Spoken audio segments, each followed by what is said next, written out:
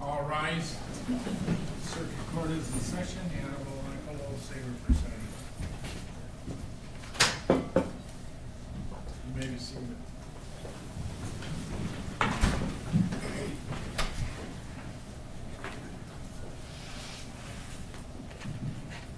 We are back in the record in file 24-21841-FC, People versus Dale Warner, and we are ready to proceed at this time. It's my understanding that the first order of business this morning is to make sure that all of the people's exhibits have been properly entered. So, Mr. McCready, if you'd like to proceed with that, you may. Thank you, Your Honor. All right, so at this point we want to admit people's 112 and 113 by stipulation. Is that agreeable with the defense? Yes, Your Honor. I actually have a few more of those. So. Oh, I'm sorry, you want to just do them all? Yeah, Okay, I'm yeah, sorry. that'd be Go great. ahead. Also 207 by stipulation, 222 and 223 by stipulation, 227 over defense objection, 232 and 233. 232 is over objection, 233 is by stipulation, 235, 236, 237, 238. I'm sorry, Mr. McCready.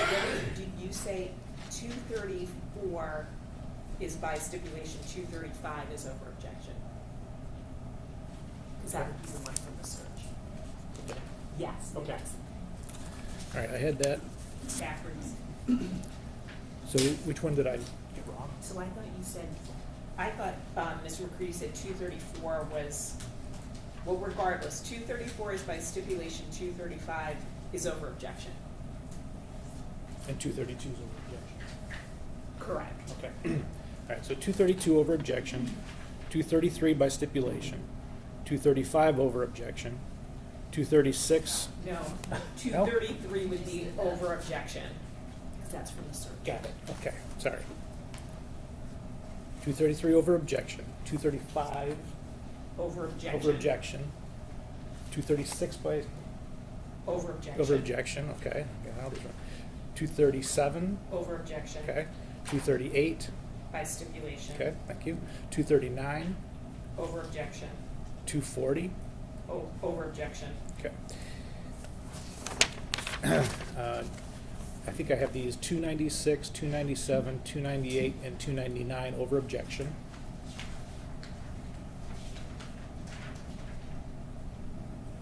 That's correct. Okay.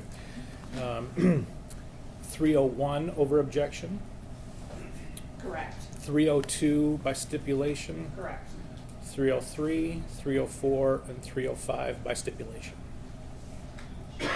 303 by stipulation, 304 would be over objection, Okay. 305 by stipulation.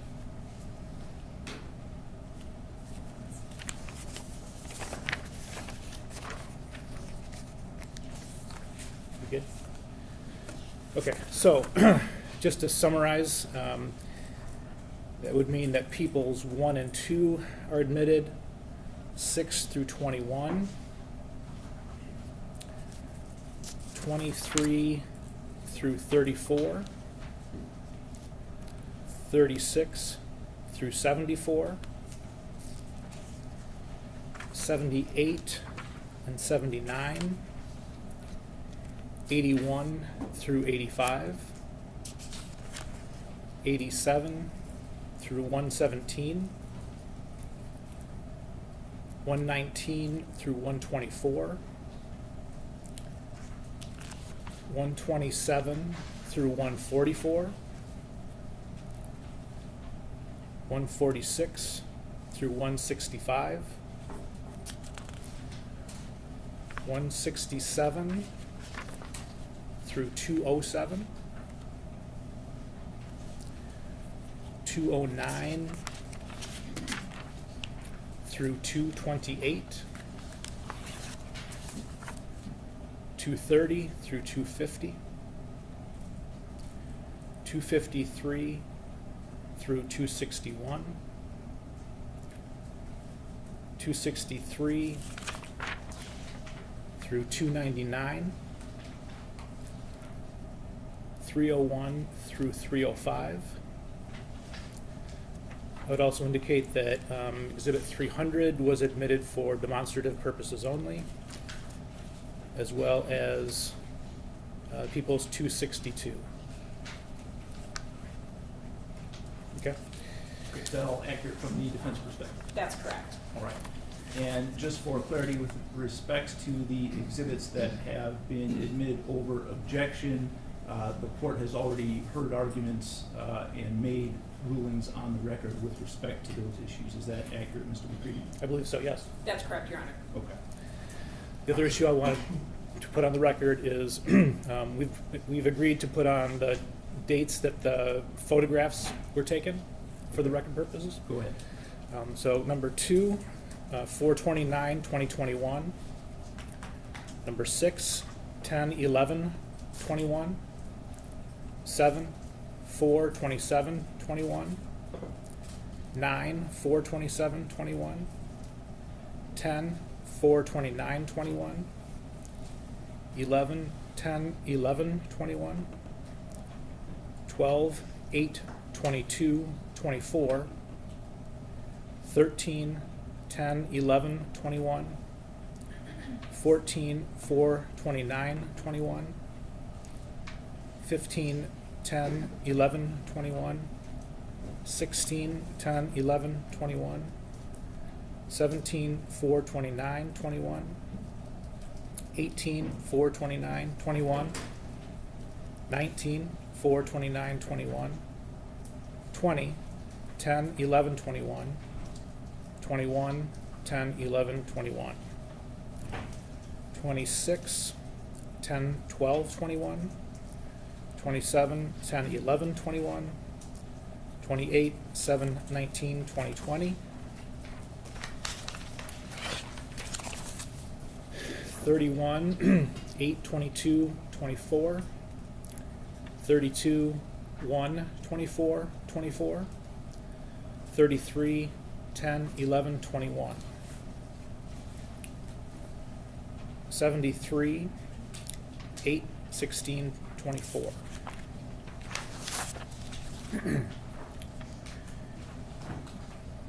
88 is 1/24/24. 89, 10/12/21. 90, 8/16/24. 91, let's do this. 90 through 101 are 8/16/2024. 103 through 105 are 8/16/2024.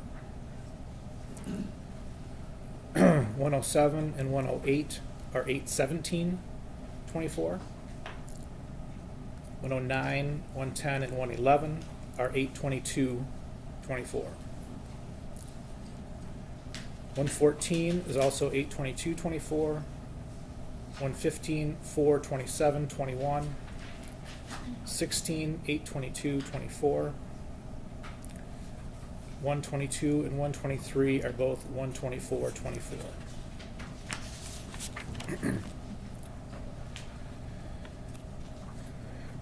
146, 147, and 148 are all 4/27/21. 149, 10/12/21. 150, 4/27/21. 151, 10/12/21. 152 and 153, 4/27/21. 154, 155, 156, 8/22/24. 157, 158, 1/24/24. 159, 8/22/24. 160, 10/11/21.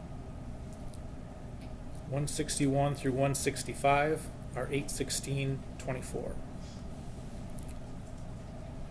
174 through 177, 427-21, as is 178, 427-21.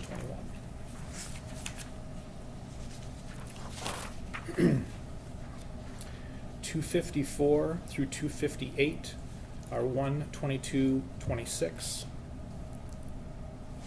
269 through 280 are 829-24. 281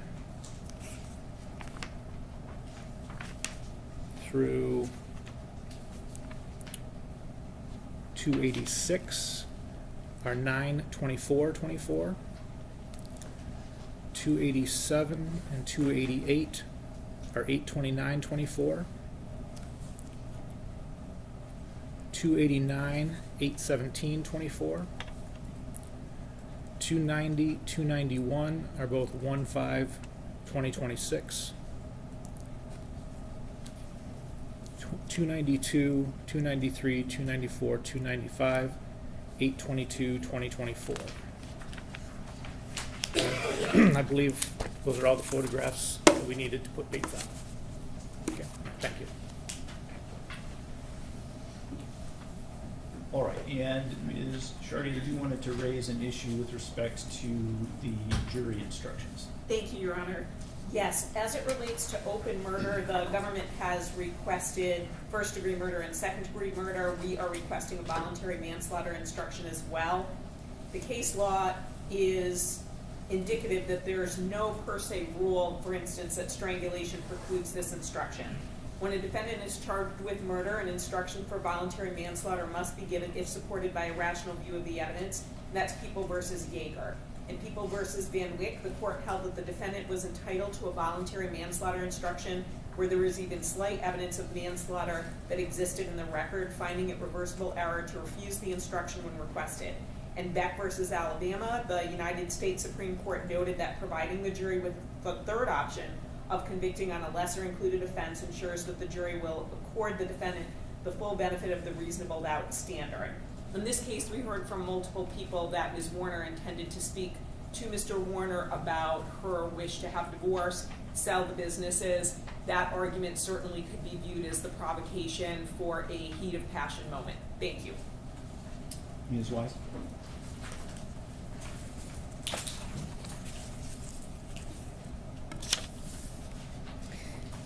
Under the standard, there must be more than a modicum of evidence. There must be sufficient evidence that the defendant could be convicted of the lesser offense.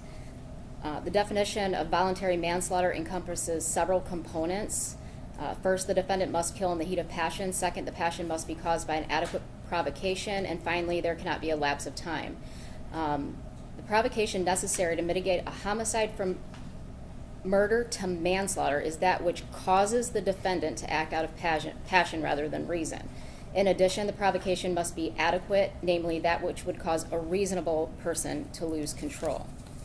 Finally, there cannot be a lapse of time during which a reasonable person could control his passions. I'm citing from People v. Pouncey, 437 Mich. 382. In that case, the defendant was in an altercation with a couple of people over a stolen vehicle, and he went and retrieved a gun. He testified during the trial that at the time he went into the house to retrieve the gun, he was not angry. This reveals that the defendant's ability to reason was not blurred by passion. His emotional state did not reach such a level that he was unable to act deliberately. Indeed, he stated he was not angry at all. Here in this case, we've heard numerous interviews by the defendant where he indicated that Dee was upset over an altercation she had with employees, that they didn't talk about divorce, that she mentioned selling the businesses, but they never had the conversation about it. He indicated he used counseling skills on her. He remained calm. He calmed the situation down. There's been no evidence presented to suggest that that instruction would be appropriate. We ask you to deny that motion. May I just respond briefly? So in People versus Yeager, the Michigan Supreme Court analyzed whether a voluntary manslaughter instruction was appropriate. And I just want to point out that even in that case, where counsel's argument was self-defense, the court still indicated that that would not preclude giving a voluntary manslaughter instruction. because the issue is malice. That's the distinguishing characteristic between first, second-degree murder and voluntary manslaughter. Thank you. Okay, People versus Yeager was a case where the Michigan Supreme Court explained that manslaughter is a lesser included offense of murder, and when a defendant is charged with murder, an instruction for voluntary and involuntary manslaughter must be given if supported by a rational view of the evidence. The provocation necessary to mitigate a homicide from murder to manslaughter is that which causes the defendant to act out of passion rather than reason. The determination of what is reasonable provocation is a question for the fact finder. However, the judge does play a role. The judge furnishes the standard, and when, as a matter of law, no reasonable jury could find that the provocation was adequate, the judge may exclude evidence or an instruction regarding provocation. Michigan has not adopted a bright line rule that words alone cannot constitute adequate provocation. Words of an informative nature, for example, have been found to constitute adequate provocation. However, in this case, there is no or little evidence about what Ms. Warner said or did on the night of April 24, 2021 and into the morning of April 25, 2021. There is evidence that she intended to tell Mr. Warner that she wanted a divorce and that she wanted to sell their business. There is evidence in the form of Mr. Warner's statements to the police that an argument or discussion about those topics took place that night. However, there's little evidence about what Ms. Warner actually said or did. All of that evidence comes from Mr. Warner's statements to other people. Mr. Warner told Detective Greca that the fight or argument that they had was not the worst that they'd ever had, and that it was mediocre. Well, there's also evidence that he described to Mr. Hardy as a hell of a fight. I don't think that this is sufficient to rise to the level of adequate provocation in order to warrant the instruction. Spouses inform each other that they want a divorce all of the time. And divorce and all that goes along with it, while it's painful, is a common event that does not reasonably incite a homicidal heat of passion. Consequently, I don't believe there's sufficient evidence to warrant a voluntary manslaughter or involuntary manslaughter instruction in this case, and I would, for those reasons, deny that request. I guess I would also say that since Yeager has been brought up a couple of times, that was a case that involved physical and verbal threats, which are not present in this case. So for those reasons, I would deny the motion for the manslaughter instruction. Thank you, Your Honor. All right. Thank you. I have nothing further. Thank you. Are we ready to bring the jury in? Yes, Your Honor. Yes, Your Honor.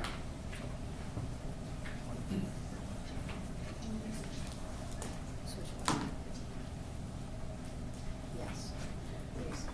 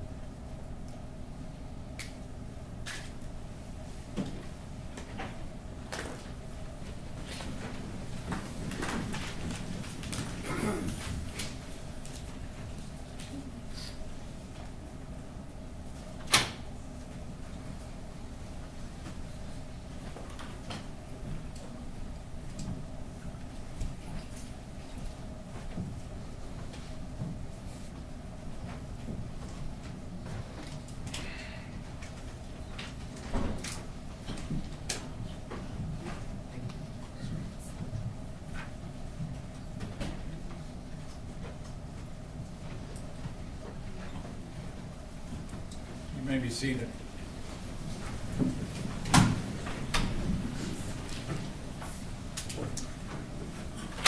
Welcome back, ladies and gentlemen. We are ready to proceed with closing arguments at this point. So, Ms. Wise, you may proceed. Good morning. First, I just want to start by thanking you for your time and attention. Everybody's been listening to the evidence, taking notes, and paying attention, so I just want to thank you for doing that for the last couple of weeks. We're going to end where we started off. I want to talk about Dee Warner. We've heard a lot about Dee Warner over the last couple weeks. She was loved by her children, by her brother. She was married at the time. We heard that she was also kind of difficult, right? She was a woman. She owned her own business. You could love her. At times you could hate her. But we've heard what an amazing mother and sister Dee Warner was. I'm going to go all the way back, starting in 2019.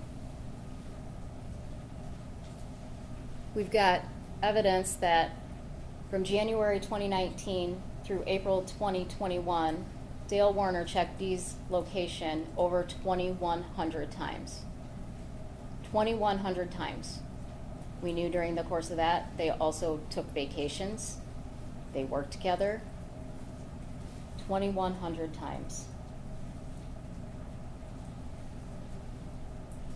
This was the application that was used to find that location. You'll see he had to go into it. He had to hit view more, vehicle locate, and it would bring up the map. When the FBI agent was here, he showed you a handful of maps that the defendant kept with his handwritten notes on them of where Dee was and what he thought she was doing. We heard from Brian Bush, who was the ex-son-in-law of Dee and Dale Warner. Brian Bush indicated that starting in 2019, Dale approached him and asked him to purchase this small safe on Amazon. And the point of that purchase was because he knew that Dee and Zach had a safe upstairs in Zach's bedroom, and he believed there were documents in there, banking information in there. And he wanted to switch the safes out so that he could access that safe and see what was in it. Brian Bush purchased that safe on June 11th, 2019. He indicated it arrived at his home, and he took it and gave it to Dale so that Dale could switch out the safe. Brian Bush indicated that they purchased some trail cameras originally to keep an eye on the anhydrous ammonia on the property, but that Dale wanted them placed inside the home in a location where he could observe who's coming and going with documents that he thought were being placed in that safe. The defendant sends Brian Bush a number of text messages, places for cameras. And this final picture is where Brian indicated that that camera was placed, where that would have a direct view of the door of people coming in and coming out. He also indicated that on January 9th, 2020, he purchased a GPS tracker off of Amazon at Dale's request. Dale asked him to purchase this tracker so he could find out where the Hummer had been going, because Dee's vehicle was seen parked at Meyer for too long, and he didn't know what she was doing, if she was having an affair. So Brian Bush purchases this in early 2020. Dee finds it in the middle of 2020. She has Dustin Lally and Raquel come over. They remove that device from her vehicle. During the course of using that device, Brian Bush put that app on his phone, and he would locate the vehicle anytime Dale asked, where is that vehicle at? During the course of his numerous interviews, the defendant indicated that, no, that wasn't a tracker. That was a diagnostic tool I used in there. I only wanted to diagnose it. She thought I was tracking her. She was pissed. Brian Bush said, sure, we were going to diagnose it, but the sole reason that he purchased that he wanted me to purchase that, was to track that Hummer. we learned that Dale Warner asked Kyle Wagner, the IT guy, to clone Dee's phone. He wanted the messages, the calls, the emails, he wanted the contents of her phone. He took 90 photos of Dee's texts with her son Zach, which were created to his account in December of 2019. So in December of 2019, he put those 90 photos on his device. The relationship continued to be nasty, was not good. August of 2020, you want to treat me like I've done something wrong. You're the one who shouldn't be stalking me. You shouldn't be putting trackers on me and recording me. Remember what Dale Warner said during one of his interviews when he was asked, does Dee know you're tracking her with OnStar? Well, I don't know, probably. Like, no big deal. I mean, husbands and wives do it all the time, right? She knew that he was stalking her and she wanted it to stop. February 18th, 2021, I see her stalking again. Think about why you keep doing this. You're not happy. You're making it hard for me to be here. You want to be angry at me? You don't see that the way you treat me is going to continue to push me away from you. February 23rd, 2021. I'm really annoyed my last nerve with this shit with you. I'm ready to move out and be done with this. You treat me as if I'm not worthy of anything. If you love something, you want everything for them. You do not. You want to be in control so that the other person is powerless. I am not going to live like this anymore. Either stop or Lena and I move out. I'm sick of it.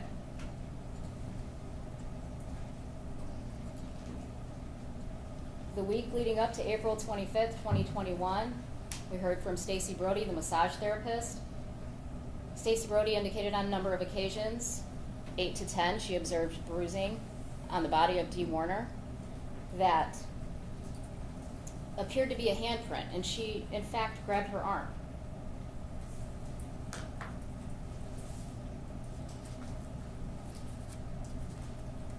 And I want to show you something. And it's not going to be a nice photograph, okay? But I want you to look at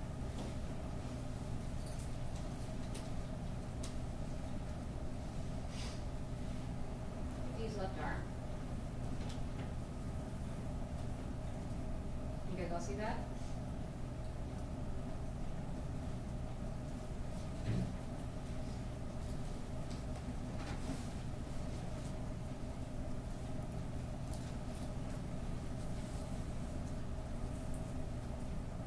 The last time Stacy Brody saw Dee was the Wednesday before she went missing. Dee was upset. She said, I'm tired. It's time to see a lawyer.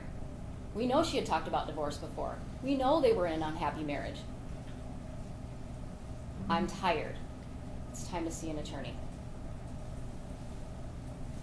And then the proverbial straw that broke the camel's back. Terry. Text message from Terry. Nasty. Your own husband says you take Xanax because you're a mess. That's the truth. He told me and Terry. April 24th, 2021 is when she gets that message. She comes to Amber's house and she's distraught over that message. She was throwing up. She said, we're done. I'm selling everything. I'm done with the marriage. She had been telling him, things have to change. Things have to change. And they weren't changing. Amber indicated that yes, her mom had talked about divorce before, but she had never seen her like this. April 24th, 2021, the same day, Raquel sees Dee. She sees her mom distraught. Again, my mom has talked about divorce before. I've never seen her like this. This time was different. She was quiet. She was tired. She was going to tell him that night that she wanted a divorce, that she was selling the trucking company, and she was leaving.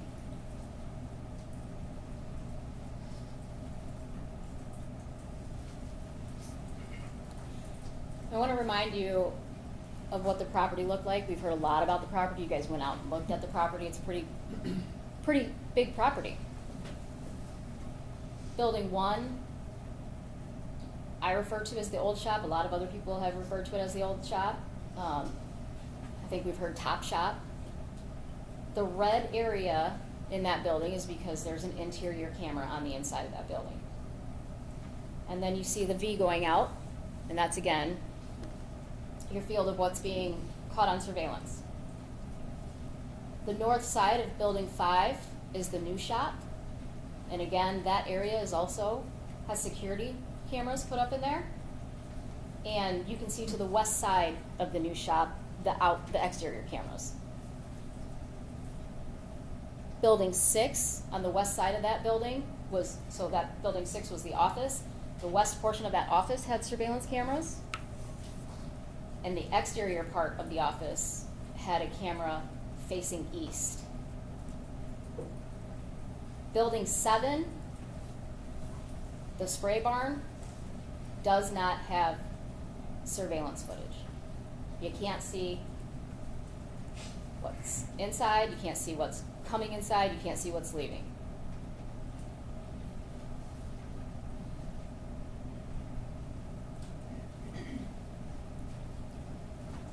April 25th, 2021.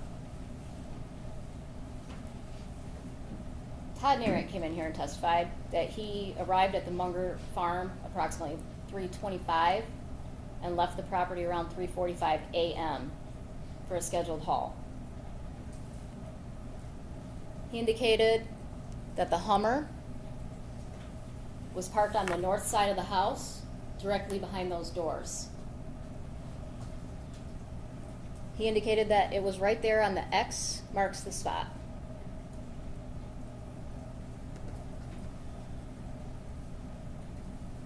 Here at 7 a.m., you have the defendant driving around on the JCB to go do his farming chores. Every statement Dale has given is that Dee is snoring away when he gets ready to go spray that morning. On 4/26, when he's walking through the home with Kevin Greca, he points out where she's sleeping.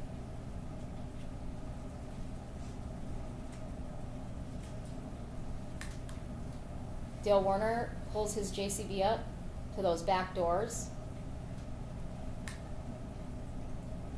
and loads his wife's body into that bucket. At 7:08 a.m.,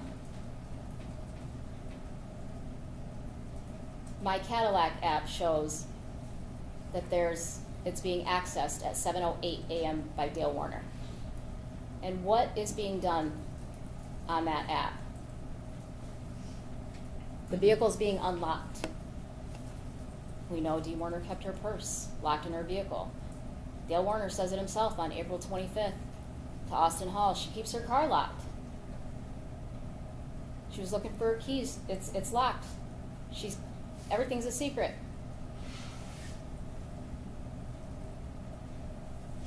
Her purse has never been found. The next thing that happens is at 7:14 a.m. and 21 seconds, Dee Warner's phone stops communicating with the towers. It's dead. No service. Again, 7:14 and 57 seconds. You can see the JCB in between the cameras going to the spray barn. Although Georgia said she can't say exactly where that phone is, she described how there was a tower to the north of the property and there was a tower to the south of the property. And your cell phone's constantly trying to find the best signal. And so the signals are bouncing. I'm sorry, am I getting too far? I wonder. The signals are bouncing. And so during this time, that phone, that's a good indication that that phone is somewhere in there and turned off forever. Dale Warner then goes to the spray barn.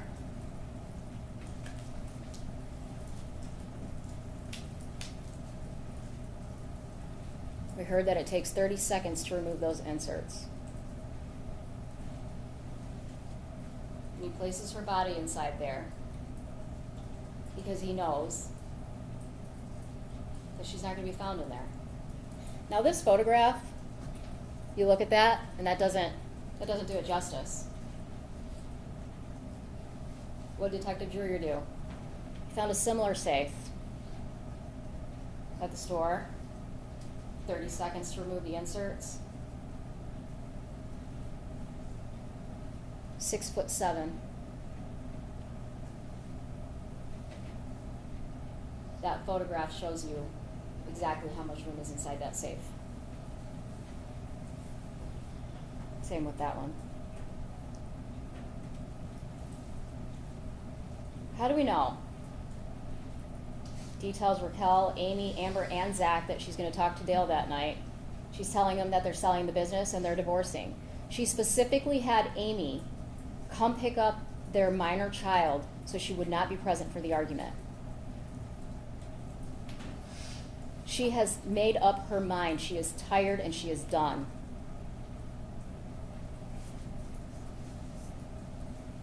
Dee was found in her pajamas. Raquel said, I saw a photograph of the items that she was wearing, and those are her pajamas. Dr. Cho testified that Dee's clothing appeared to be pajamas. Detective Lieutenant Dreyer testified they appeared to be pajamas. And Dee would never leave her house in her pajamas alive. Again, I'm going to show you another photograph.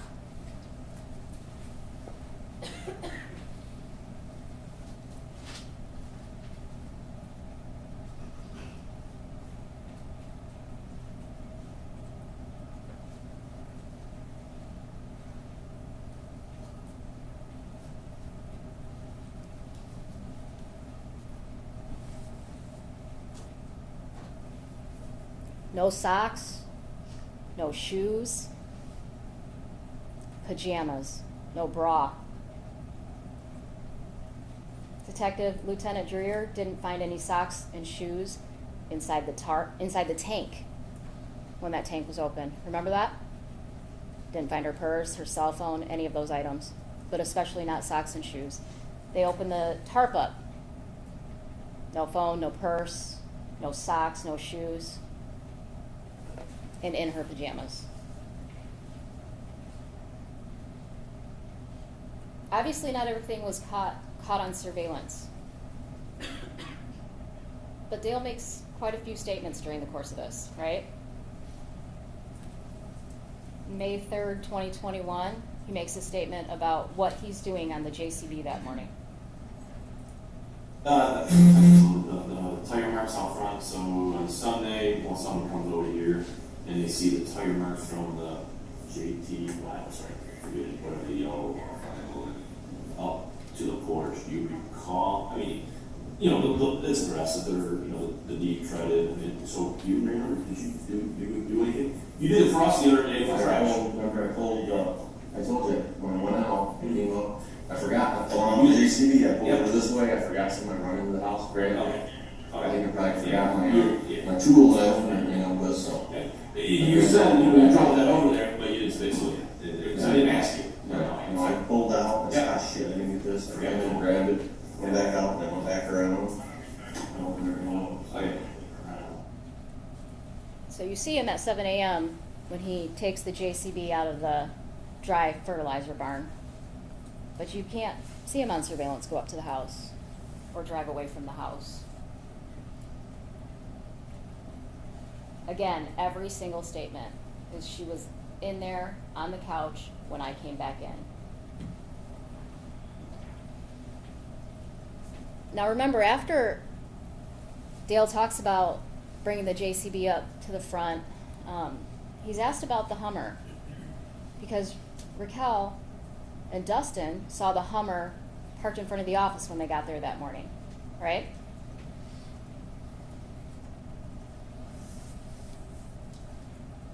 So Dale then explains why Dee drove the Hummer the morning of April 25th, 2021. You really, the reason for that, you don't, I mean, I'm sorry, the Hummer now, one down there, just whatever, it's one under it, or was it? The Hummer, when it was actually down there, so. I think she was paranoid and thought there was still a tracker in it. Okay, so you think that's what he took that one?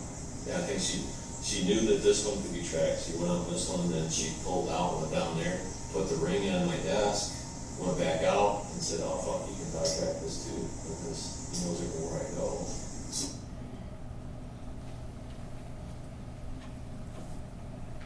How did Dee get the Hummer to the office the morning of April 25th, 2021? I mean, I can't say about the vehicle, the Hummer, would that evade the camera? Okay, so camera's not. Well, the Hummer would have been on there if she went that way, but the Hummer come up and went this way, and the cameras in the shop don't reach out this far. Okay.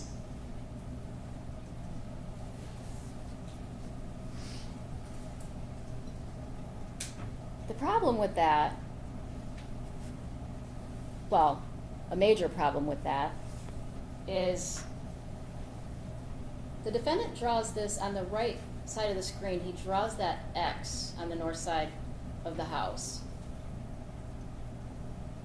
And he indicates that that is where the JCB pulled up that morning, where he pulled the JCB up so that he could run back inside. But if the Hummer's parked there, and Dee moved the Hummer, but she was sleeping, how can he park the JCB there? Those two things cannot be true at the same time. And he can't pull the JCB up to that door if the Hummer's in his way.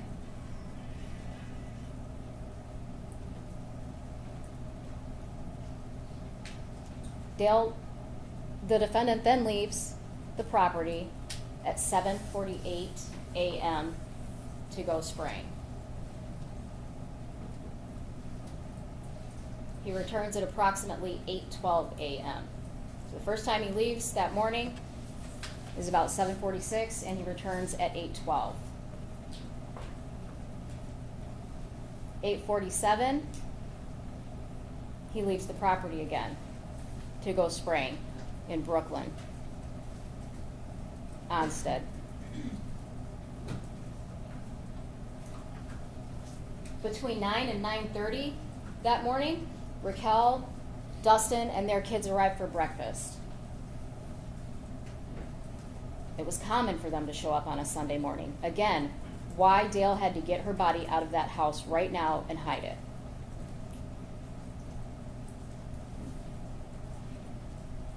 Both cars were there, both of Dee Warner's cars were there, and they noticed that the Hummer, again, was at the office. They can't find Dee. They make breakfast, they clean up, and Raquel texts her mom, "Where are you?" No response. So they begin searching for her.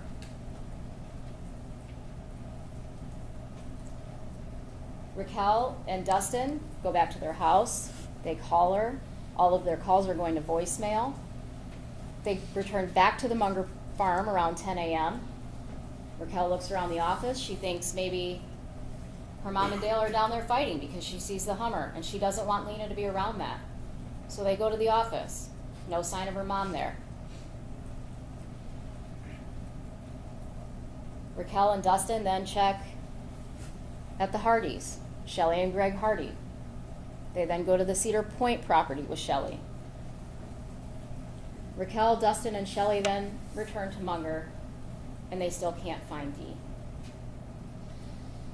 Raquel calls Amber, Zach, TJ, and Stephanie, and nobody knows where Dee is. But at 10:31, Stephanie calls Dale. "Where's Dee?" Nobody can find her. He says, "I'm surprised that she's calling. Nobody should be there."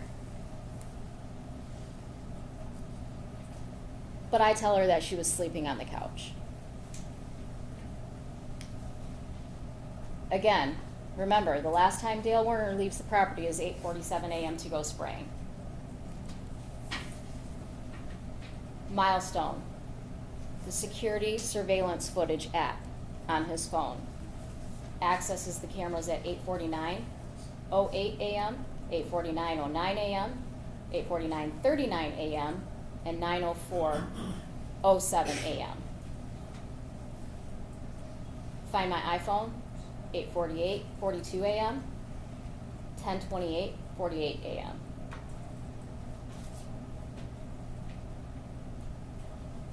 Why is Dale accessing the My Cadillac app, the Milestone, and Find My iPhone?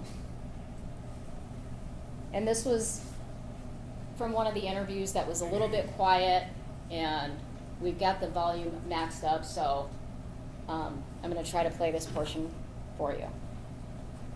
And when you access the cameras, what were you looking for? Yeah, when you did access the cameras, what were you looking for? I know it's a silly question, but. Looking to see what was going on. I didn't look at anything other than what's accessing because they had me locked on that computer. Okay, well, there's actually no doubt you accessed the camera that morning. I'm just asking what you were looking for. It's a silly, again, we're trying to move the sheriff's department, so we just need you to explain everything as silly as it sounds, you know? They were looking to see if what cars were mine, what we could get on. Okay, and that's what you didn't do access on? I didn't access it. Zach already had it on the screen. They don't be promised to be honest with each other? I did look. Just listen, there's absolutely no doubt you access the cameras. If you're just looking for your wife, then just say you're just looking for your wife. I don't I was understand. looking for my wife, but I didn't access the shit. Security camera.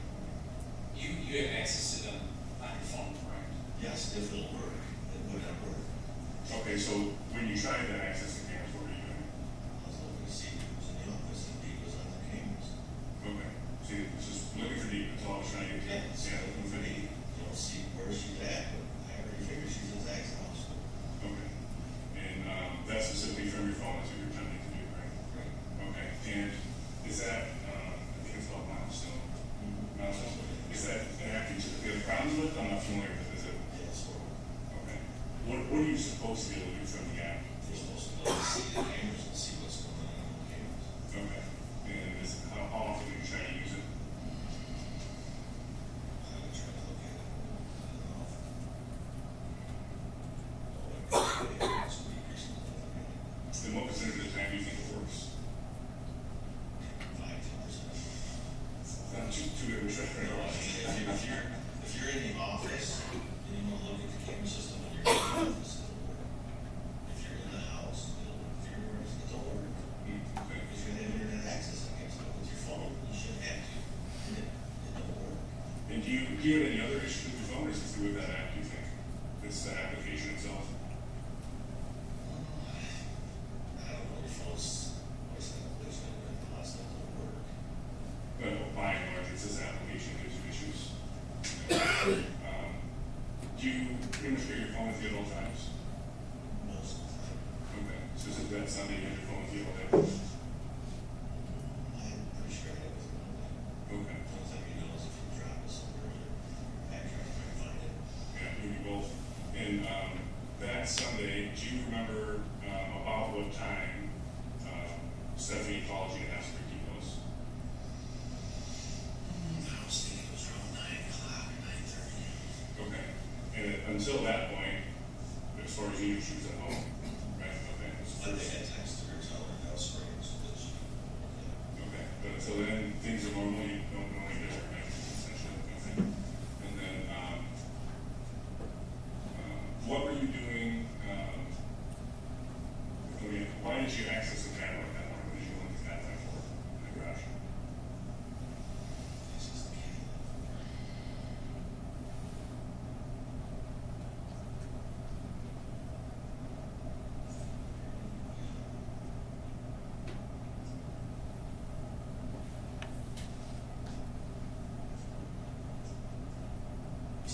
You access the camera, you can do all you can that.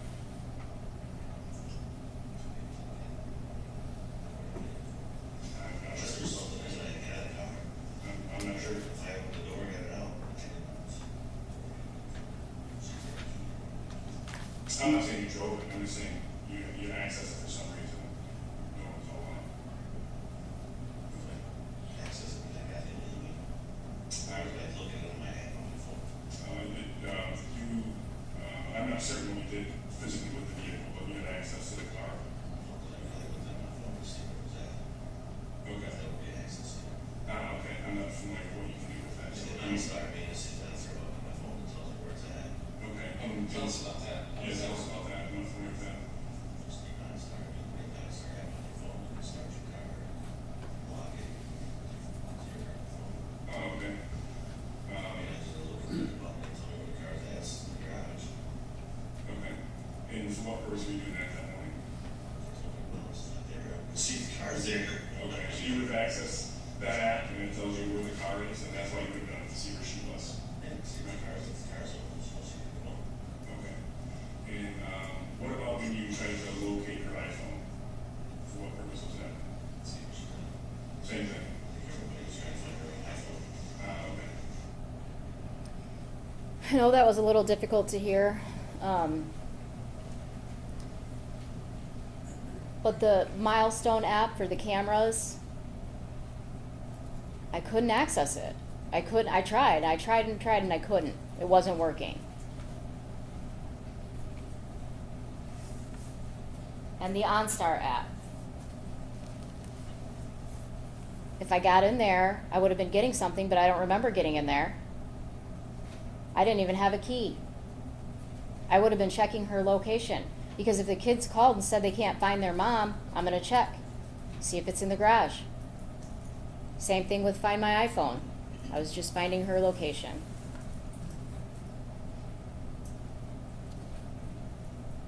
We know from Kyle Wagner, the IT guy, that Dale Warner needed to get that updated the next day because they got a new IP address and he had to put that in so that that camera would start working again on his phone. So we know he wasn't able to access it, but he wanted to see what was on that camera. And he wasn't looking for his wife at those times, at 8:45, 8:49, 8:48, because he didn't know she was missing until 10:30. Find My iPhone.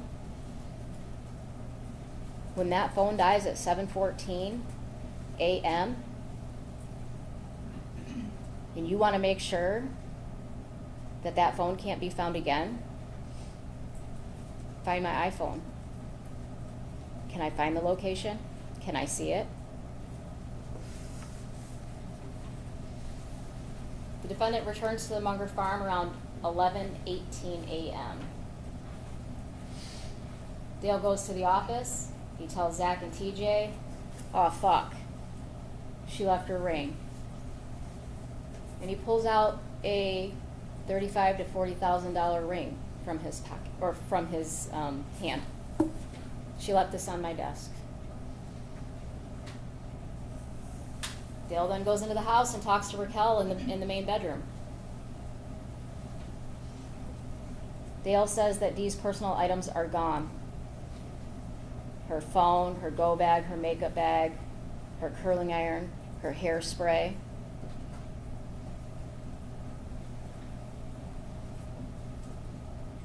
What else does he say to Raquel that morning? "Everything I've worked for is gone. We barely fought last night. I gave her a massage. And I asked her if she still loved me." Dale told Raquel, "I told Dee, through sickness and in health, for richer, for poorer, and I read her our vows." Again, Dee was known to take off for a night or two, go stay at Zach's house, stayed in communication with everybody. She never fell off the face of the earth. The kids wanted to call the police. They had never experienced this before. Out of all the times she's left, they've never called the police. Dale doesn't want to call the police. Let's wait. Dee's kids report her missing anyway. And Austin Hall shows up. 6:55 p.m. He arrives at the Munger farm.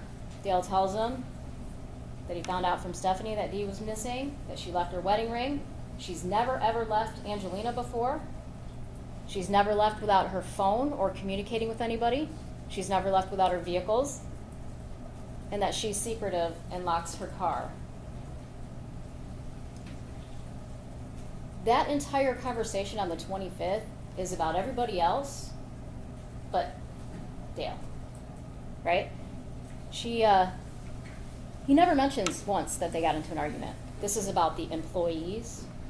This is about her pills, her suicidal tendencies, her wanting to leave. Alright, so I hear your wife is missing? Well, I don't know if she's missing or if she just left, so. Okay. She had an altercation with one of our employees, two of them. Yesterday, last night, she was really upset. She was talking a lot of bad things as far as employees. One employee decided to quit.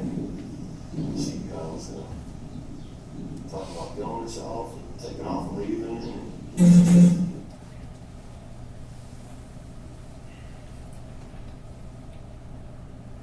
Then the following day, Kevin Greco comes to the Munger farm to speak with the defendant. He tells him that Dee called him while he was out in the field working. He could tell he was going to get an ass chewing when she called. And Dee yelled at him, "Why are you telling the help that I'm on Xanax? We're done, we're selling everything." She hung up on him. Dale says, "We never had the selling everything conversation. She brought it up. But he told her, it's not your decision." And he said they never talked about divorce. She wanted to escalate, but I wouldn't go there. After a number of days, Dale's statement is always, "Dee's gone for a day or two. She'll be back. She'll be back." Again on April 26th, he's between, "She does this all the time, she'll come back, but wait, there's so many things wrong."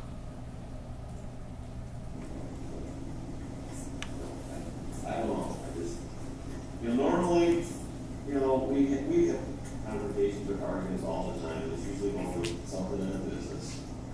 She'll get mad, and she'll go over, stay at Zach's house, we'll spend the day for a day or two, and then she's back, and it's fine, or she takes off, and then she'll still call on phones and do stuff on the phone through the office, so.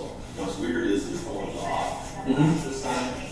Yeah. She, left it here without anybody, over there, and she put a ring on my desk. Okay. And that's three flags of just like, something is definitely wrong.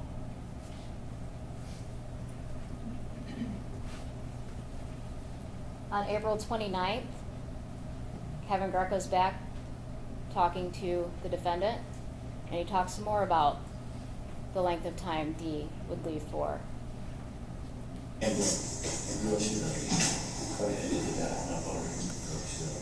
She's a shopper. Shopper. So I told Kevin, to find my wife, you gotta be at a nice hotel, but a big shopping mall or something. I mean, she's been to a peaceful place, and she likes nice things. Right.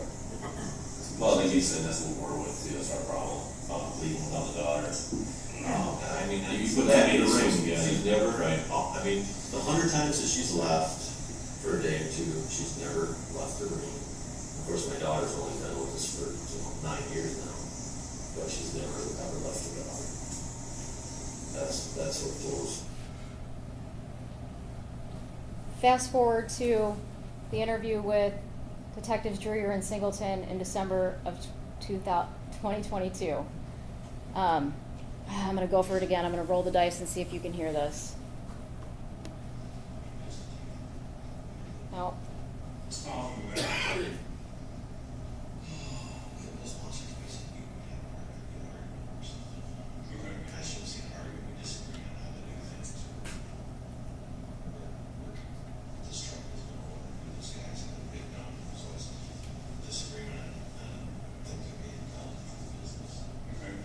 Hoffman, was she, to my understanding, it was uncommon for her to leave for a night, go stay somewhere. Hoffman was that happening? If you had to guess, how many times a month? Okay. And that was consistent? And it wouldn't be, you know, she would just often leave, and she just would tell me shop for the day, things are fun.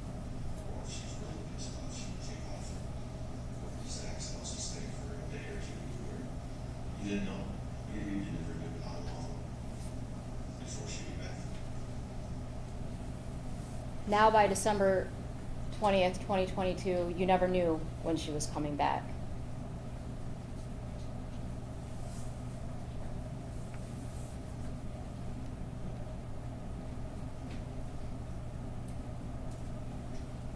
Let's talk about Tuesday the 27th. Kevin Greco walks the property with Dale during the day. The police arrive with a search warrant Tuesday night after they're asked during the day to leave. Greco calls the defendant to tell him they're searching. They got a search warrant. We've got the dogs. We have the drones. One dog is 20 minutes out. Approximately 18 minutes later, Jaron brings the defendant back to the property. The decision is made to let him continue to farm. We're going to come back to Tuesday because we don't find the body on Tuesday. May 3rd, the defendant's interviewed again.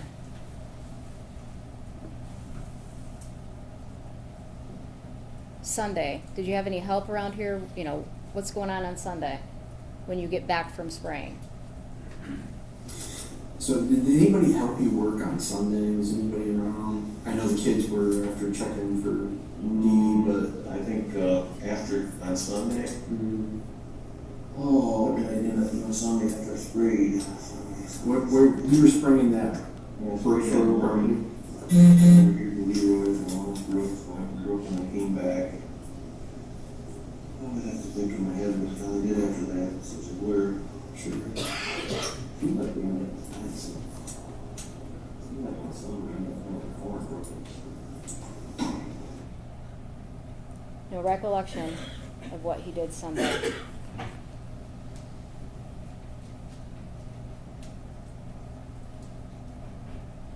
Then he tells Kevin Greco and Austin Hall that his lungs were feeling burnt from breathing in a bunch of anhydrous ammonia. unexposed to chemicals in the barn, dust, and You should be the one. you know, I was like, pumping anhydrous, I mean, my lungs get burnt, because I breathe much of it in. Yeah. Explaining the coughing and acknowledging that he was exposed to a bunch of anhydrous ammonia. Efforts to find Dee continue. I'm not going to play this one for you because we can't hardly hear it. But in the December 2022 interview with MSP, where is Dee? He's 100%. She's living in Mexico or Jamaica, and she's living with the cartel. Dale, how did she get there? There's no evidence that there's no facial recognition. She's not using her passports. There's no evidence that she's left. How did she get there? You could take a $10 boat ride. From Florida, maybe $50, but $10, $20 will get you there. Dee Warner with her designer clothing, her nails, her hair, dressed to the nines, taking a $10 boat ride to live with the cartel in Mexico or Jamaica.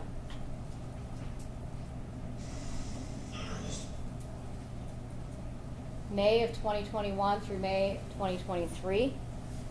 Again, continued efforts to look for Dee. Police do numerous searches on the Munger property and other properties that the defendant has access to. They interviewed dozens of witnesses. October 2021, the FBI does some searches on the Munger property where they seize those journals and the writings, which are all, the loose leaf pages are contained within all those documents. August 2022, state police take over the investigation. Detective Dreer testified that they did essentially a large-scale search in May of 23, where they searched approximately 3,000 acres.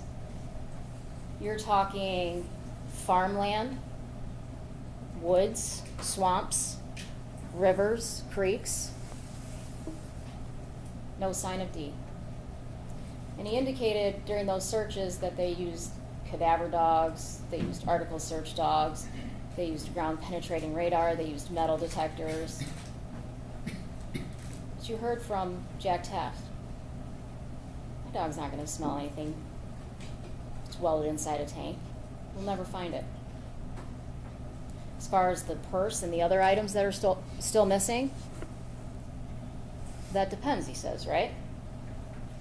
Depends on how long it was exposed to the weather. Maybe 24 hours, you're good. He's not going to find it if it's in any body of water.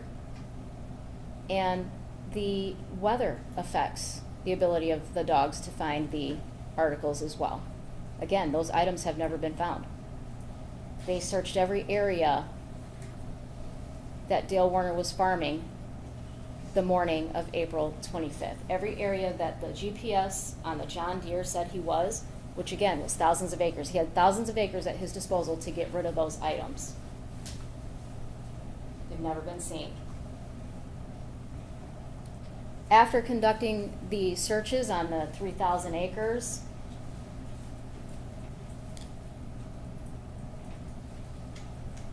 they decided to come back and excavate Paragon Road on the north side of the road. Why do they do that? Because while they're executing searches on the other properties the previous day, Dale Warner returns to Paragon Road. He has to be kicked off the property. They secure the property. Dale arrives the following morning when they're getting ready to set up shop, and he offers to help them dig. He's never offered to help during any other search, during anything else over the course of that 2 years, and he's offering to help dig. Still no sign of Dee. Detective Dreer acknowledged that he was focused underground, and that was a mistake. He wished he wasn't so focused underground, but everything he did and the information that he had, he believed that that's where she was at. May 4th, 2021, the defendant searched for how to dispose of a 1,000-gallon propane tank. The April 25th, 2021 surveillance footage shows Dale gathering all the welding accessories. The search underground is when you follow that link and it shows you how to bury the tank. They knew she was welded into something, but again, they thought she was buried. In June or July of 2024, they then switch focus. We've done everything we can to look underground. Let's find these tanks. Let's find out what tanks he had access to, where they're stored. Let's go inspect them. I also have to do additional research because there's a bunch of anhydrous ammonia tanks on the property. And I'm not real familiar with it, but I know it could be a problem. So I need to contact all the people that I need to get information from before I head over there with my search warrant. They go to the Munger farm. They go across the street to Carson barn that Dale owned, and they go to Paragon Road where Dale owned the barn on the south side of the road where he stored the tanks. And there in the back was tank 34. It had a service tag, out of service, bad bit tube, do not fill. The farm employee said, I didn't write that.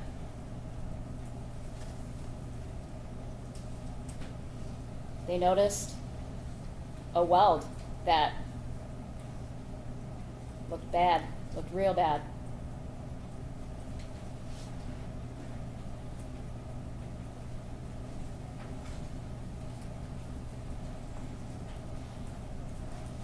Here's a photograph of the tag. And you guys will have all this evidence if you want to look at anything. When you go back there to deliberate, you'll be able to look at that tag for yourself. Based on this, Detective Dreer gets another search warrant to take that tank to the Ambassador Bridge to have it scanned.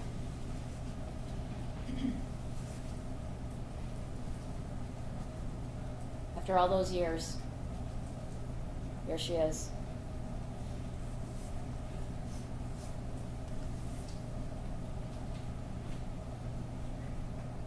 So what does he do? You take the tank to Northville, where the lab personnel come out and dust it for prints. Then they take it to the Monroe Post, where that end is cut off. And they observe Dee Warner's body wrapped in a tarp.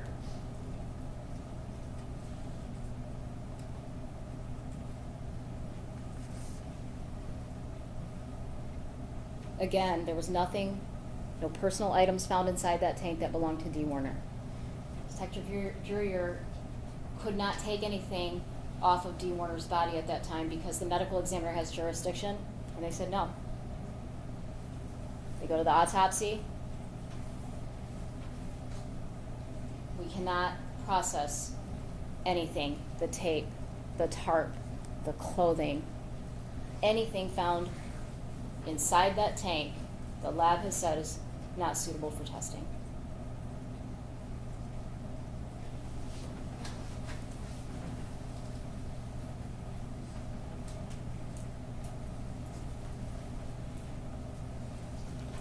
Then we heard from our fingerprint analyst. Defendant's left middle finger is right there on the ammonia sticker.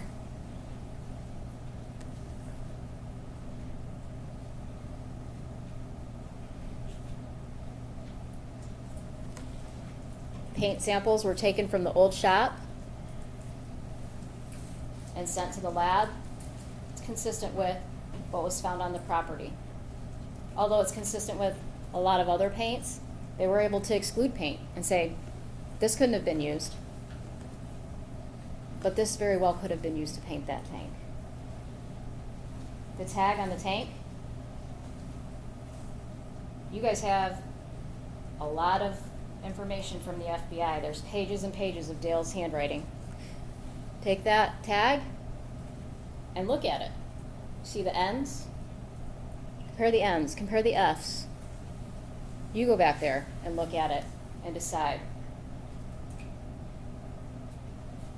The next thing that detectives do is consult an expert welder, Justin Schmidt.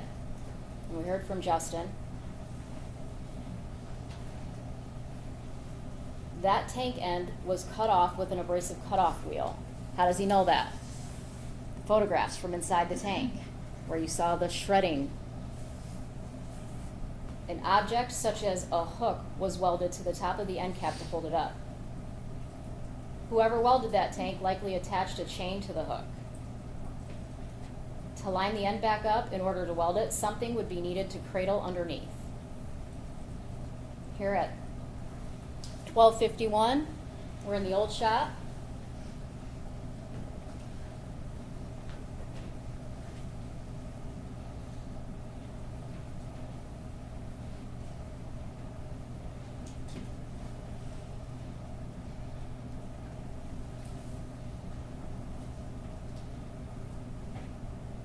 Angle grinder and discs.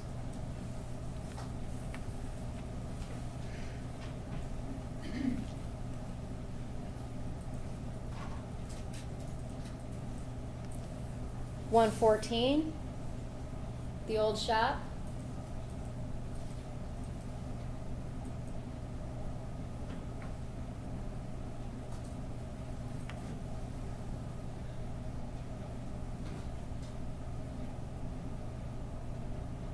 Ah, the hooks.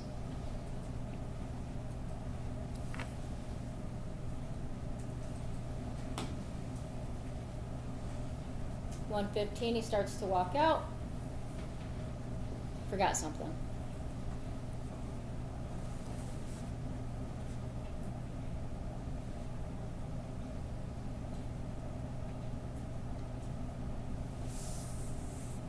Chain.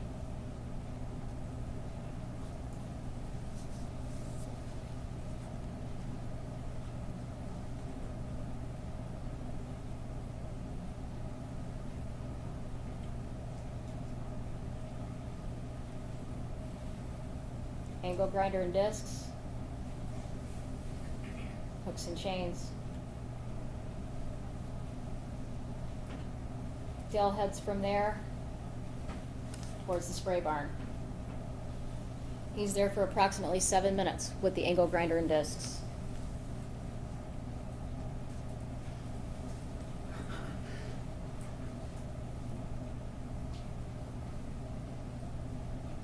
The angle grinder, disc, hook, and chain are from 126 to 146 and 341 to 329.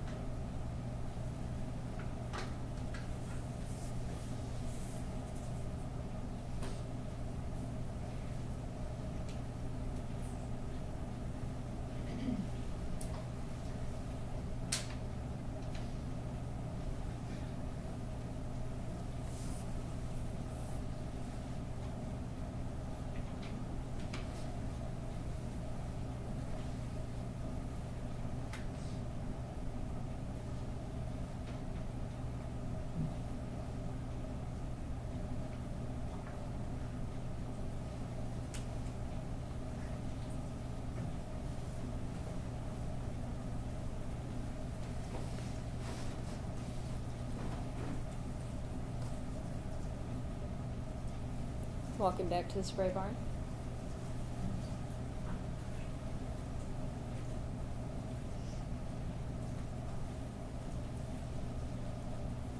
We know that door locks. There are photographs, and Ivan testified about that.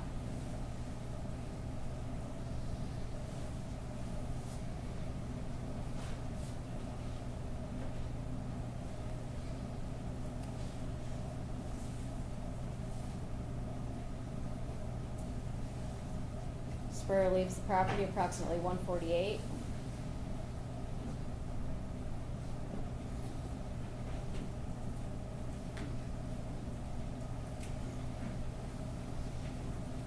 But returns by 2:18. Up to the office. We heard testimony that Dale was in and out of the office, Dale was in and out of the spray barn, Dale was in and out of the new shop and the old shop. And every time he was in the office, just kind of looking over their shoulders, see what they're doing. He'd say he was going to spray or he was going to go do this, but then he'd come back and it just didn't seem like he was working. Again.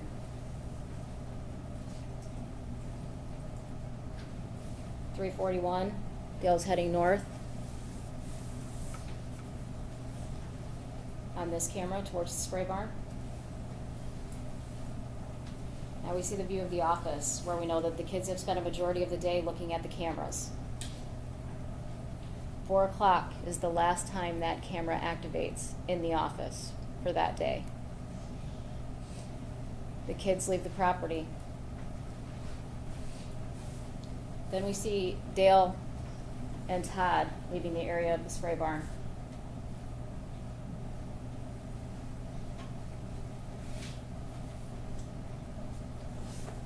Justin told us that the tank was re-welded with a gas metal arc welding process, typically called MIG welding. I'm not a welder, but he taught me a lot.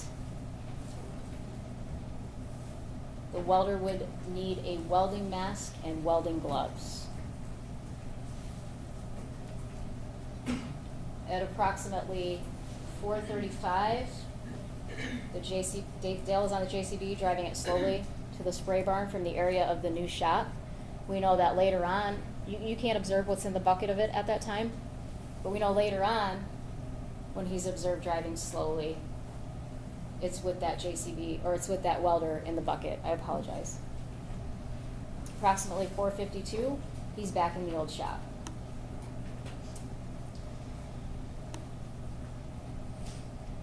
At the welder.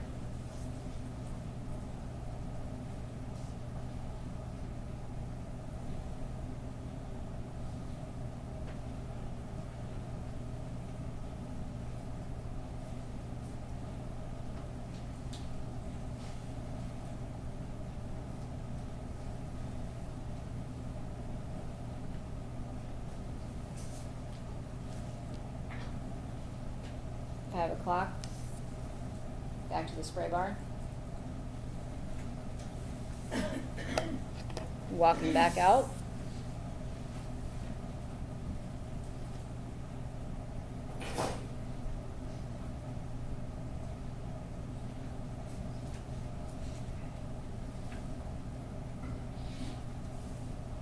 Heading back to the old shop.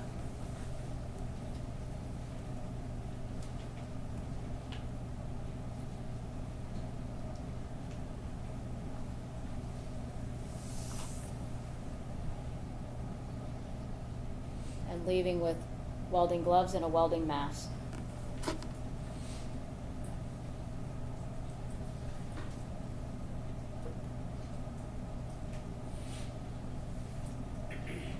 We know he didn't take a welder from the old shop that was gotten on surveillance footage.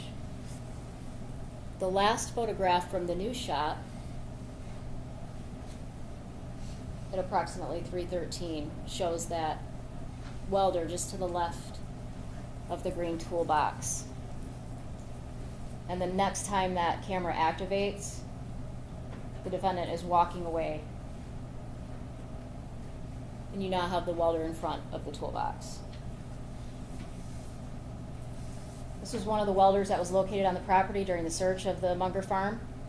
Justin Schmidt said that that is absolutely the type of welder that would cause create the welding marks and the indications of welding that he observed on the tank.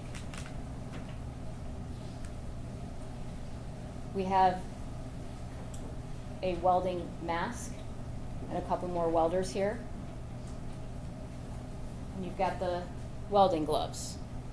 Now this area, if you look at the ramp on the left, go up to the top of it, on the other side of that is where you're going to find those gloves and that mask. Dale's back to the spray barn from approximately 5:07 to 6:06 p.m., another 59 minutes.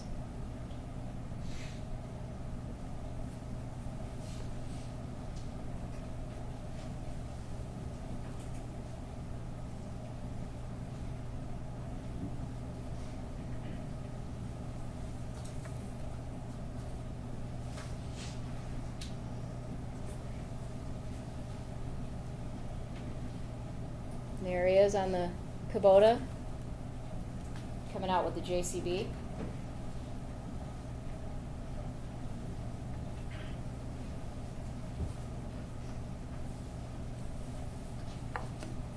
Back to the spray barn. What else does Justin tell us? If you're welding and you had short sleeves on, the next day you would have a sunburn. This is the defendant on the 26th of April. That was not on the body cam footage from April 25th, the day before, because it hadn't yet had time to come out. How much time would you need to get this job done? Justin testified that cutting off the end of that tank would take approximately 50 minutes. Welding it back on, between 21 to 35 minutes. Sanding the weld down, another 5 minutes. On the low end, you could get this done in 76 minutes. On the upper end, you're looking at 90 minutes.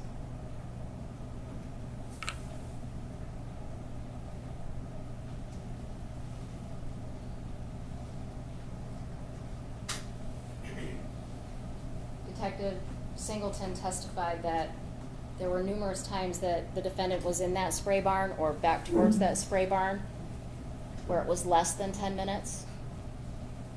And there were times where he said, okay, these are the times where it's more than 10 minutes at a time. At a minimum, we have the defendant at the spray barn for 138 minutes on the low end, which gives him plenty of time to get that job done.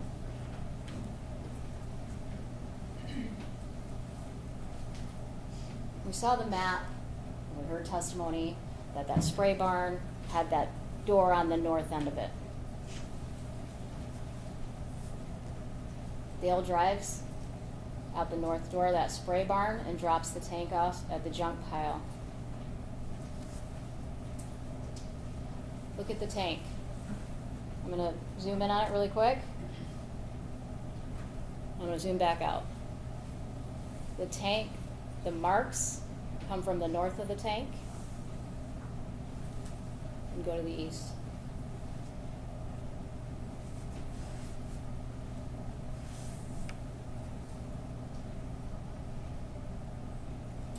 Dale then returns to the spray barn, and Ivan shows up at approximately 6:28. Ivan says, I don't know, I was back there for I don't know, I might have been doing trash.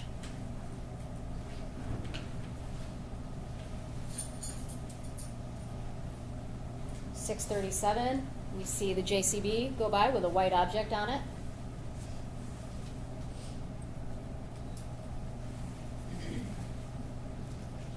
And there goes Ivan.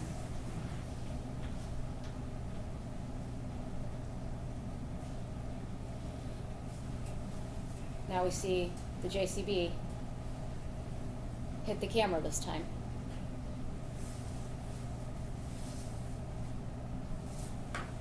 (6:41), coming slowly from the spray barn with the welder in the bucket.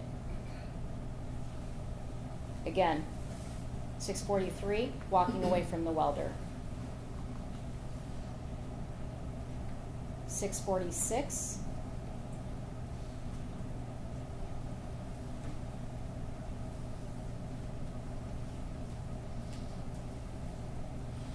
Dale brings the JCB to the old shop where Ivan and his brother are working.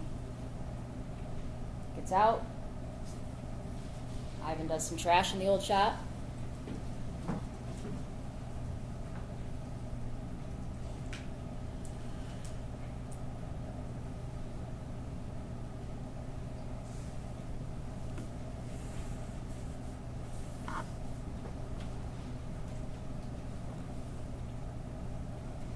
This is 6:07 at the old shop fuel cameras. Look at the zoomed in photograph. There's nothing back there.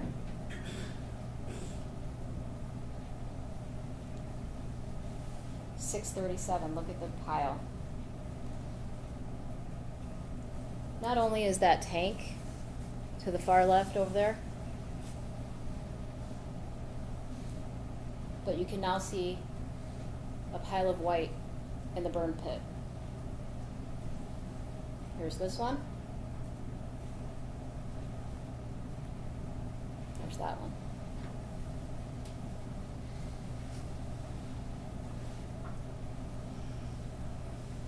After Dee's body is found, the police go back and look at evidence from Tuesday. What do we have? Jason Gravel. 5 o'clock, Jason Gravel moves old rusty tank 8. Dale says, go move a tank from out back for me by the burn pile, take it and put it in the spray barn. This is after the police were there earlier in the day. And they said, and Dale says to him, come back tomorrow or whenever. I mean, if you let me know, you can come back, but you can't be here today. So, Gravel goes to move tank 8 at the request of the defendant to put that in there so he can work on it. Parker Hardy then arrives to the property around 7 o'clock. He goes to the spray barn, to fill up. Dale Warner arrives to the property at 7:27. Parker meets him in the spray barn. What the hell is that, Dale? Why do you have that tank in here? I asked an employee to move it in here for me so I could work on it, and they brought the wrong tank. That's not the one I wanted.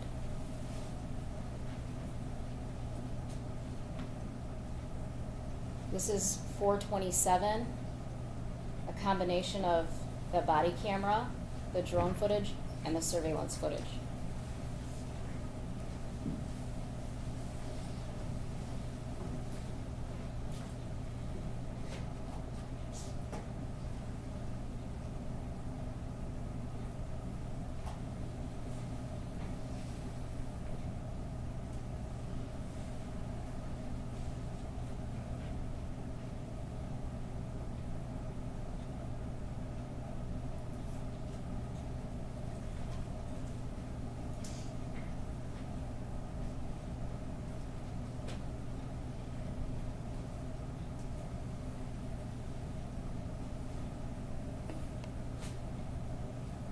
Approximately 8:30 at night when they come back, 8:35 at night when they come back with a search warrant.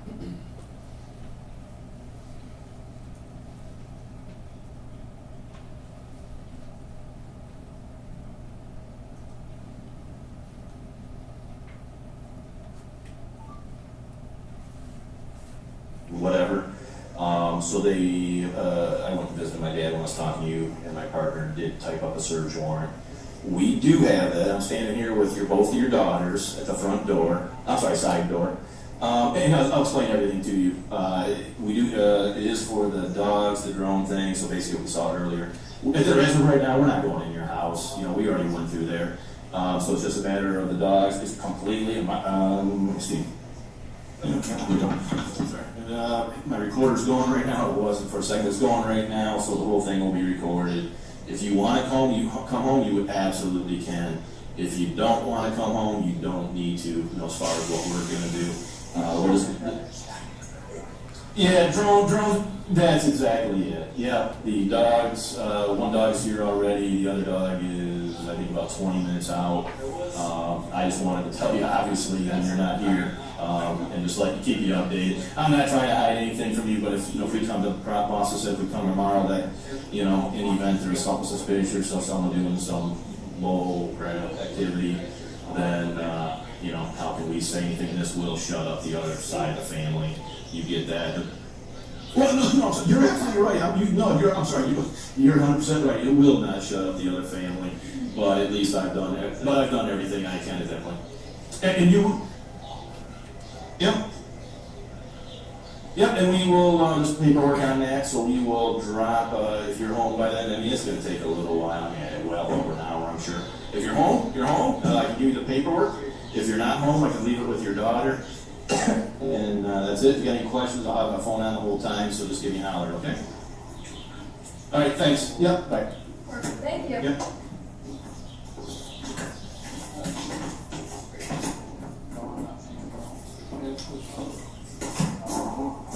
Are you a family member or are you just, okay, who's? Dale. Okay, all right, thanks. Dale immediately calls his son Jaron, who's standing there. And when asked if Jaron wants to walk around the property with him, he can't. He has something to take care of. I want you to notice what's parked out here. You got a sprayer and then you have a truck on the other side. And that's the spray barn.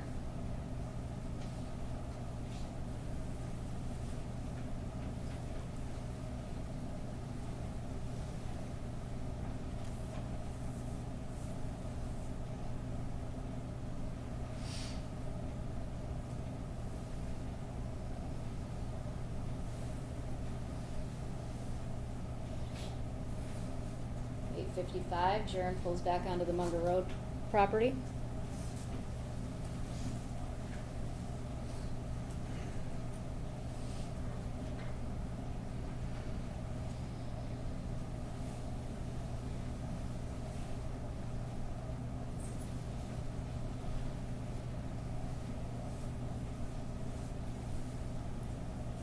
Ryan Rank says, the defendant was sitting in the passenger seat, and they drove right by me and pulled into that barn.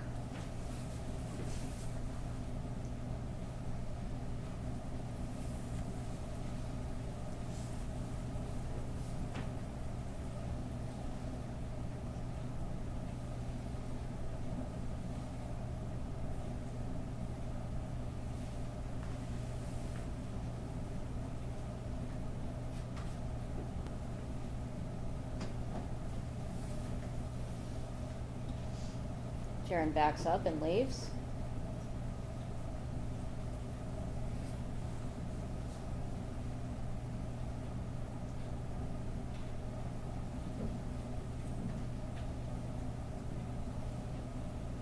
And again, who's on that JCB?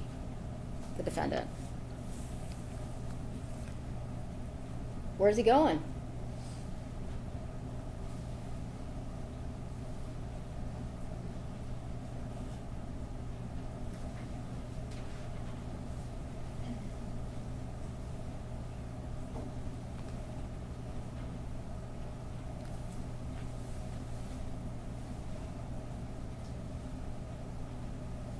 Tank by the burn pile.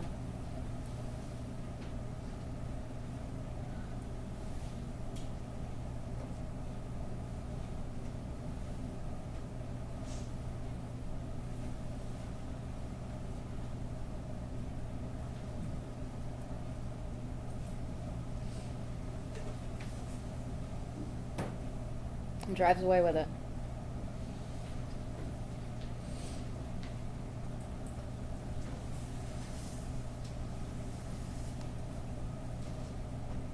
What does Ryan Rank say?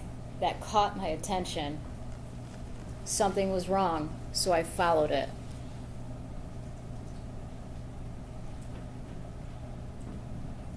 Where does the defendant go?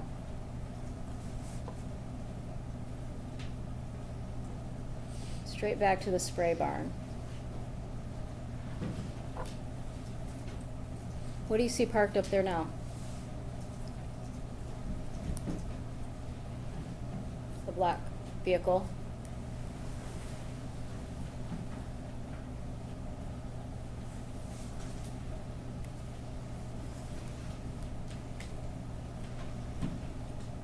They're continuing to look through the evidence that we've missed for so long. They go back to Thursday the 29th. Body camera footage shows tank in the spray barn. Austin Hall says he was spraying the floors and was spraying us out of the building.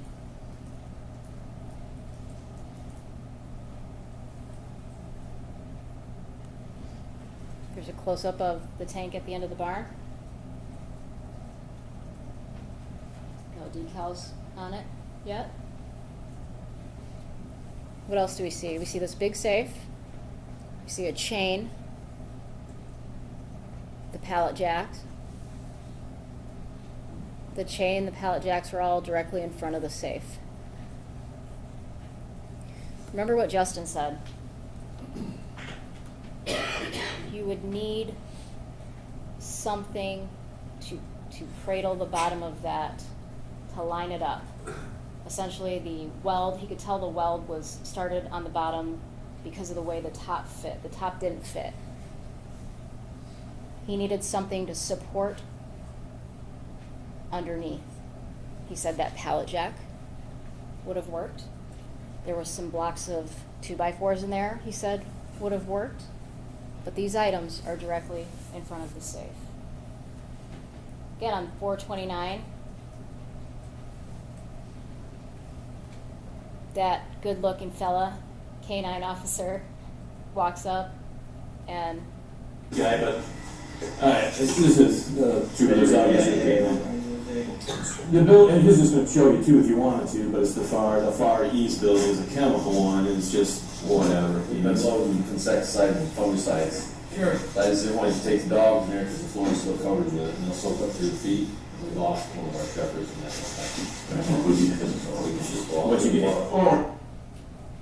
he indicated that they never checked inside that barn. They do what they're told to do by the OIC. He didn't not go in the barn because the defendant told him not to. He just It wasn't an area of concern at that time. But again, his dog would have never smelled a body inside the tank to begin with. That tank was identified by its unique design by multiple witnesses. So if you look at you're gonna get the book of photographs of all the anhydrous tanks that were located, and a number of witnesses testified about the pop-off on the end, the round cover. And here we don't have that. We have this unique tank. Ivan's never seen one like this. Jim's never seen one like this. Ryan Rank's never seen one. Nobody's seen one like this. This is April 27th, 2021.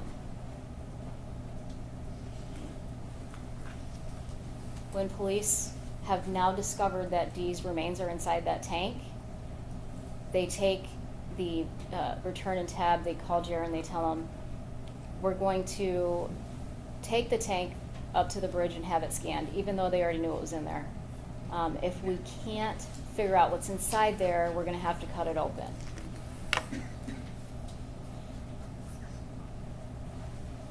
When he's told this, that it's tank 34,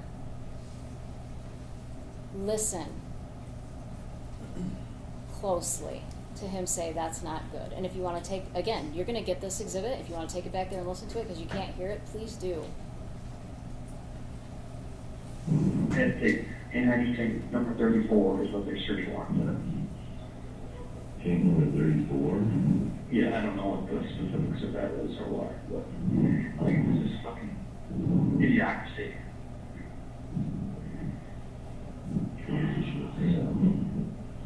Yeah.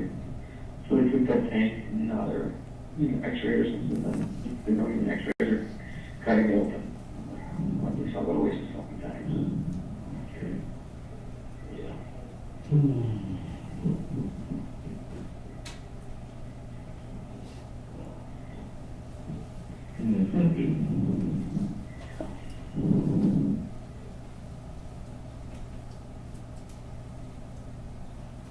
Then he asked Jaron, is that the tank that we painted and put new decals on? Not one of the tanks. Is that the tank that we painted and put new decals on?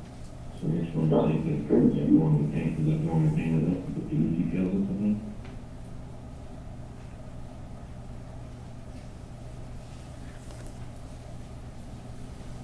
That is the same tank that was painted with decals.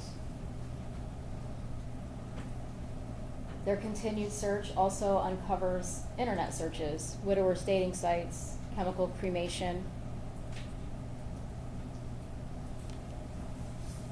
These are log entries from March 21st, 2021 and March 23rd, 2021. Dee snuck out 2 a.m., didn't get home until 4 a.m. March 23rd, 2021. She snuck out again at 2 a.m. The defendant has, at this point, searched for his wife's location over 2,100 times. But guess when he didn't search for her location? The 2 times that he indicated in his journal that she's sneaking out at night. That's the time you don't care? Question mark, drug dealer, question mark, boyfriend. He was adamant in the beginning, she doesn't have any boyfriends. I know for a fact she doesn't have any boyfriends.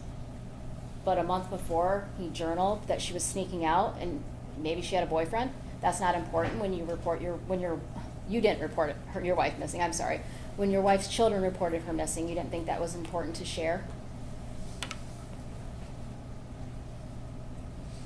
Not on the 21st and not on the 23rd does he check her location. You'll see a big gap on there, March 4th to March 22nd. In his journal, March 5th, they leave for Florida. They return on the 21st. He doesn't need to track her. She's with him. I've talked a lot and I'm sorry. This is important for both sides. The elements of first-degree murder are that Dale caused Dee's death with the intent to kill, with premeditation and deliberation. Again, you guys were asked in the beginning of this, you know, it doesn't premeditate, there's no time, set time limit, right? It could be very quickly. Just like running, you see a yellow light, what am I gonna do, right? I'm gonna go or I'm gonna hit the brakes. It's that quickly.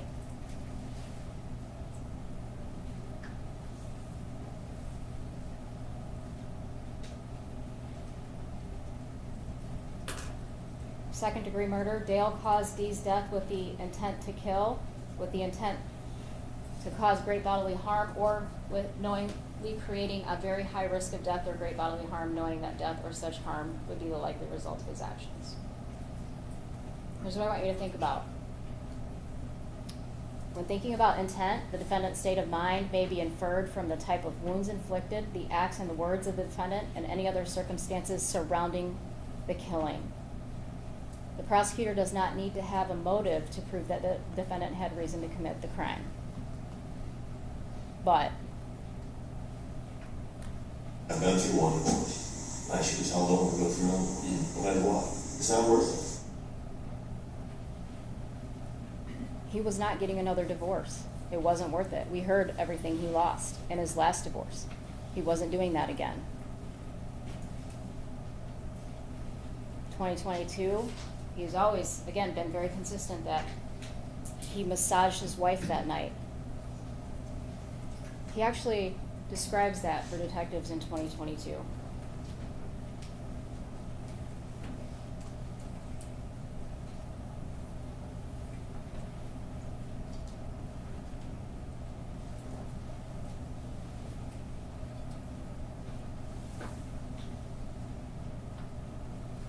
What does the autopsy tell us? 2 causes of death: strangulation and blunt force trauma to the face and head.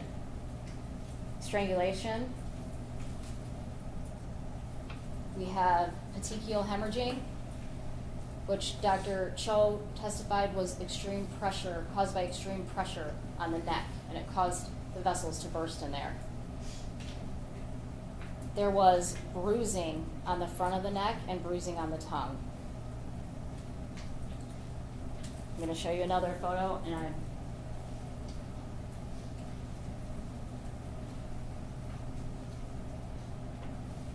injury to her, the external portion of her neck.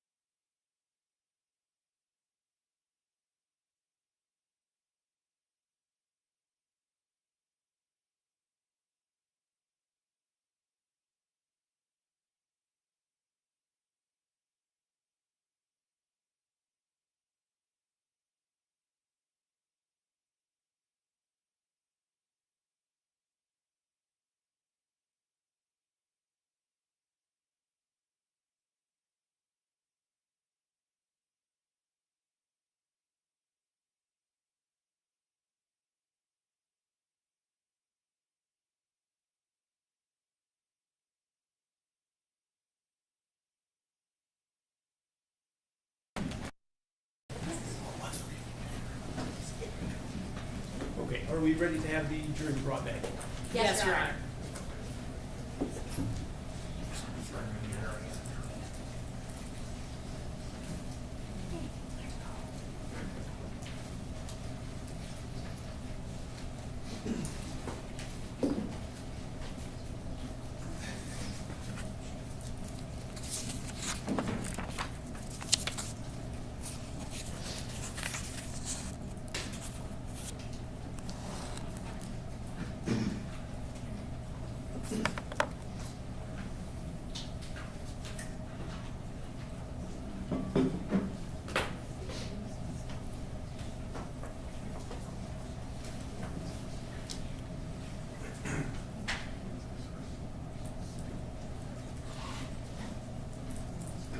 Can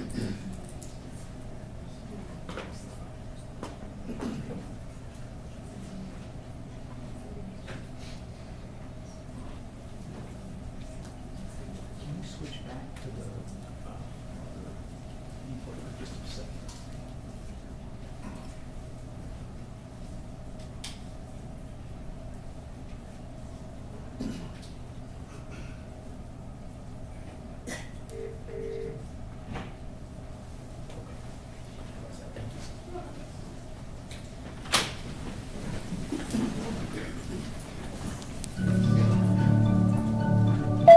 You are in the meeting now.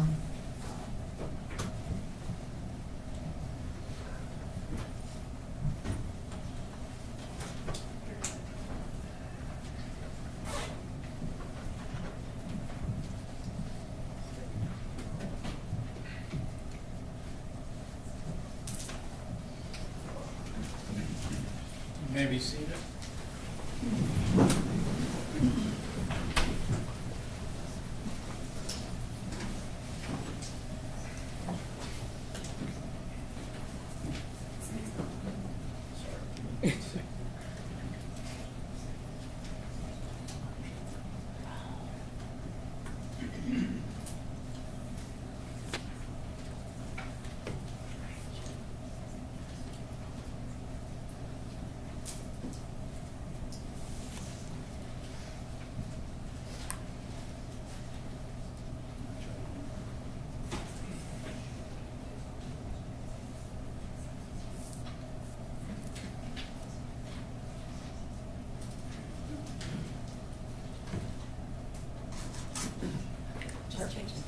Okay, great.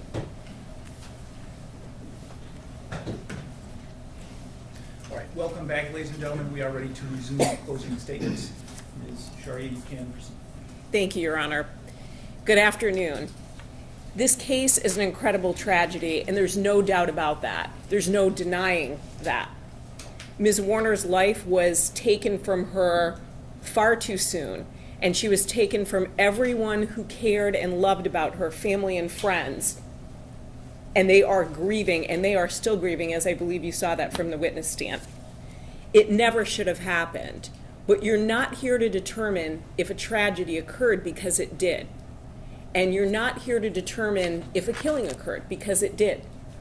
What you are here to determine is if the government has proven its case against Mr. Warner beyond a reasonable doubt, and it didn't. And I'd like to walk through some of the reasonable doubts this afternoon. And I want to begin with April 25th as we specifically look at Mr. Warner's actions. Then I'll explore the police investigation in general, the Warner's relationship, other people's actions on or and around April 25th, and then specifics about the police investigation. Now, it was Ms. Warner who told Mr. Wagner where to place the cameras on the Munger property, but they have turned out to be helpful because we can see Mr. Warner's actions throughout April 25th. This is detailed, but it is important. Exhibit 250 is the entire surveillance footage that you have, that you can look at any portion of it. And this is how Mr. Warner starts his day at 6:58. He's on the JCB. This is consistent with the health data that Detective Drury reviewed.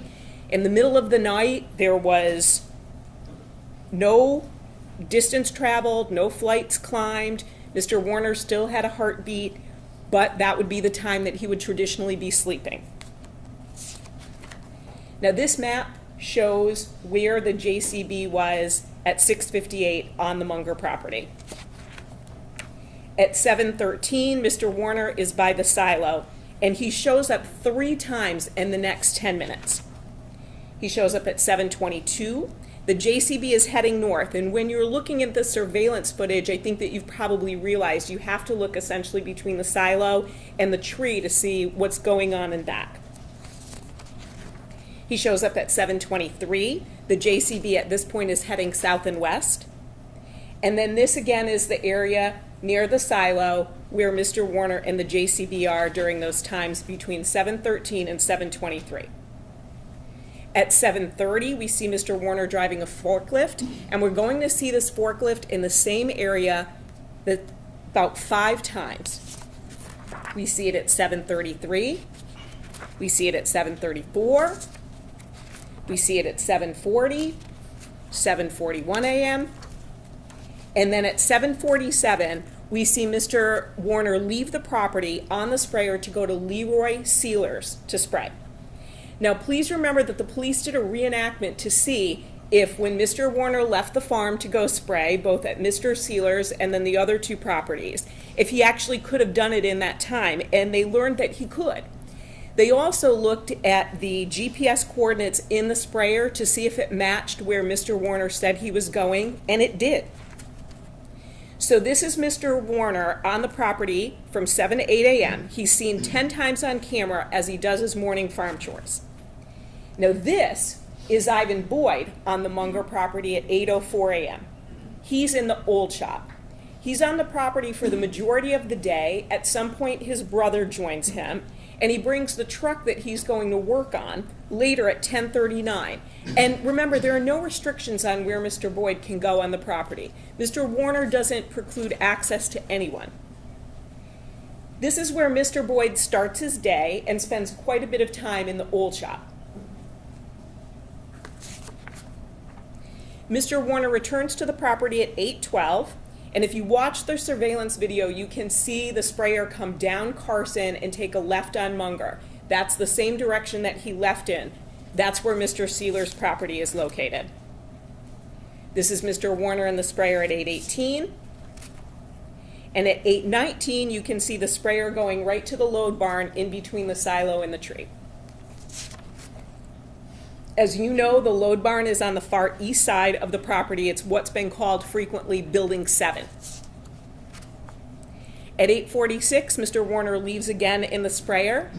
Again, GPS coordinates match where he said he's going. We know between 9 a.m. and 10 a.m., Raquel Bach and Dustin Lally arrive on the property. They walk into the house because it's unlocked. Ms. Warner isn't there, and they have breakfast. In the 10 to 11 a.m. hour, Ms. Bach and Mr. Lally go into the office. Ms. Bach walks into the unlocked office looking for Ms. Warner. And in the 11 to 12 p.m. hour, Mr. Boyd's brother arrives on the Munger property, as does Zach Bach as well. At 11:18, Mr. Warner arrives back in the property, and video will show that he walks from the load barn to the new shop. At 11:27, you see Zach Bach and Mr. Warner in the office talking and obviously looking for Ms. Warner on the cameras. At 11:35, Mr. Warner is walking away from the office near the silo and the scale. Meanwhile, in the office, Mr. Lally, Zach Bach, TJ Bach, Parker Hardy, Shelley Hardy, and Raquel Bach are already on the property. Mr. Warner is on camera walking near the pine tree at 11:36. He walks toward the new shop at 11:45 and leaves the new shop at 11:46. At 11:54, Mr. Warner is in the old shop talking with Mr. Boyd and Mr. Boyd's brother. So between 11 a.m. and 12 p.m., there are 7 people on the farm, in addition to Mr. Warner. Mr. Warner is walking all over the property, so those 7 people could choose to go wherever they wanted. At any time, anyone could walk into any building looking for Ms. Warner. And again, as you noted, with what Ms. Vinsky said in her opening statement and what witnesses have testified, there were no restrictions on where anyone went. At 12:13, Mr. Warner is in the office with Zach Bach. TJ, Mr. Lally, and Shelley Hardy. Mr. Warner is on the far right side of this image, up against the front desk. Mr. Boyd and his brother are still on the farm. At 12:19, we see Mr. Warner walking near the scales. At 12:21, he's heading back towards the office. At 12:23, Mr. Warner is driving the JCB. You can clearly and easily see into the bucket of the JCB. Here's the JCB again at 12:38, 12:39, and this is the location on the farm map of where the JCB is primarily located during that time period. At 12:43, Mr. Warner is in the old shop. On the right, you can see one of his dogs is running around. From 12:51 to 12:52, he's in the old shop. This is where Mr. Warner has a grinder and 2 grinder wheels. Now, this will become relevant when we talk about the welding expert who indicated that the number of wheels to cut that tank would take between 6 to 8. There's no indication that Mr. Warner ever took more than what he has in his hand right here. At 12:52, this is the Kubota that Mr. Warner would predominantly drive. We see it again at 1 o'clock. In between, at 1:13, in between 1:01 and 1:13, the videos of the Warag lobby show shadows. Now, if you watch that video, you can't see anyone come into the office, but it matches up with the Kubota heading towards the office and then later seen back by the fuel tanks. So one could presume that the driver of the Kubota went into the office, maybe had lunch, and then carried on their day. We see the Kubota again at 1:14. From 1:14 to 1:15, we see Mr. Warner in the old shop. At 1:16, the Kubota pulls in to another part of the old shop. Ivan Boyd and his brother are there. And please note, Mr. Warner knows that Ivan Boyd and his brother are in the old shop. He takes actually absolutely no actions to hide anything that he's doing. He also knows there are cameras, but he takes no action to hide what he's doing. We see the Kubota again at 1:23, at 1:26. Now, during this time frame, there are also multiple other workers on the farm that the police don't mention. You can see this gentleman at 1:36. He leaves the property at 1:44. You can see this gentleman at 1:42. He leaves the property at 3:15. During this time, Mr. Warner can be seen on video with the sprayer and walking on the property. This is the sprayer at 1:48. At 2:19, this is an image between 2 and 4. There are multiple people in the office. Again, very similar to earlier. Raquel Bach, TJ, Zach, Parker Hardy, and Shelley Hardy. At 2:19, Mr. Warner is in the lobby. At 2:27, he leaves the reception area. Roughly, it's almost 2:28 when he leaves. He comes back in at 2:31. He leaves the lobby at 2:35, so he's in there for a few minutes. And then he's on camera again at 2:38 in the lobby area.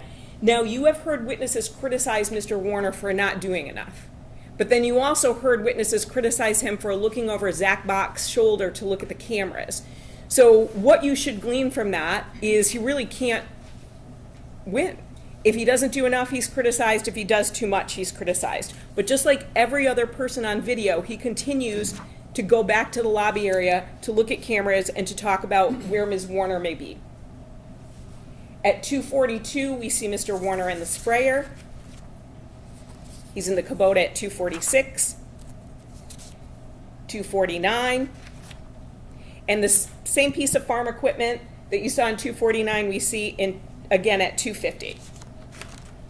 Now, this is where it is on the farm. If you can see where the big silo is in the middle, that's where that piece of farm equipment was. We see him again at 2:51. He's back in the office at 2:55. Between 3 and 3:01, he's walking by the scales, and you can see he has papers in his hands. At 3:08, he's in the new shop looking in a box and then walking away. At 3:12, he's seen leaving the new shop. Here's the piece of equipment at 3:13. This is Mr. Warner's truck at 3:15. We see the truck again by the fuel tanks. This is Mr. Warner's Kubota at 3:17, 3:18, 3:21. At 3:22, he's back in the office. He's there until about 3:36 p.m. At 3:37, we see the piece of farm equipment again. The Kubota again at 3:41. And if you can, please look at the field in the back, because this will be important to what happens. The top part of that field is not tilled at 3:41. But at 4:06, you can see that there's movement in the field because it is being tilled. It only gets picked up because the white truck activates the motion camera. Otherwise, it never would have been picked up. Here's the video of that.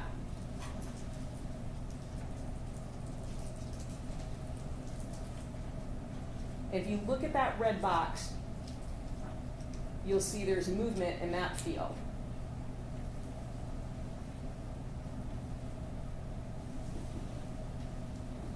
It's going from this part of the screen to that part of the screen.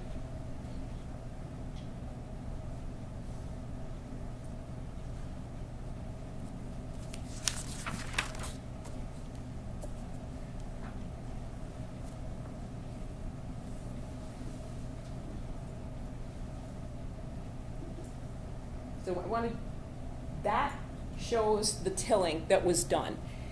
Detective Singleton said there was this period of time where Mr. Warner was not on camera. He would be the only one to till that field. And at 4:12, you can see the part of the field that's being tilled, and you can look on here before the tilling and after the tilling. So the notion that he is not on camera is belied by the surveillance footage that the government introduced. And again, Detective Singleton said 3:41 to 4:29, Mr. Warner was not on camera. The only reason this got picked up was because of other trucks on the property, but he is working and not in the load barn. At 4:30, we see Mr. Warner's Kubota again. At 4:32, the JCB.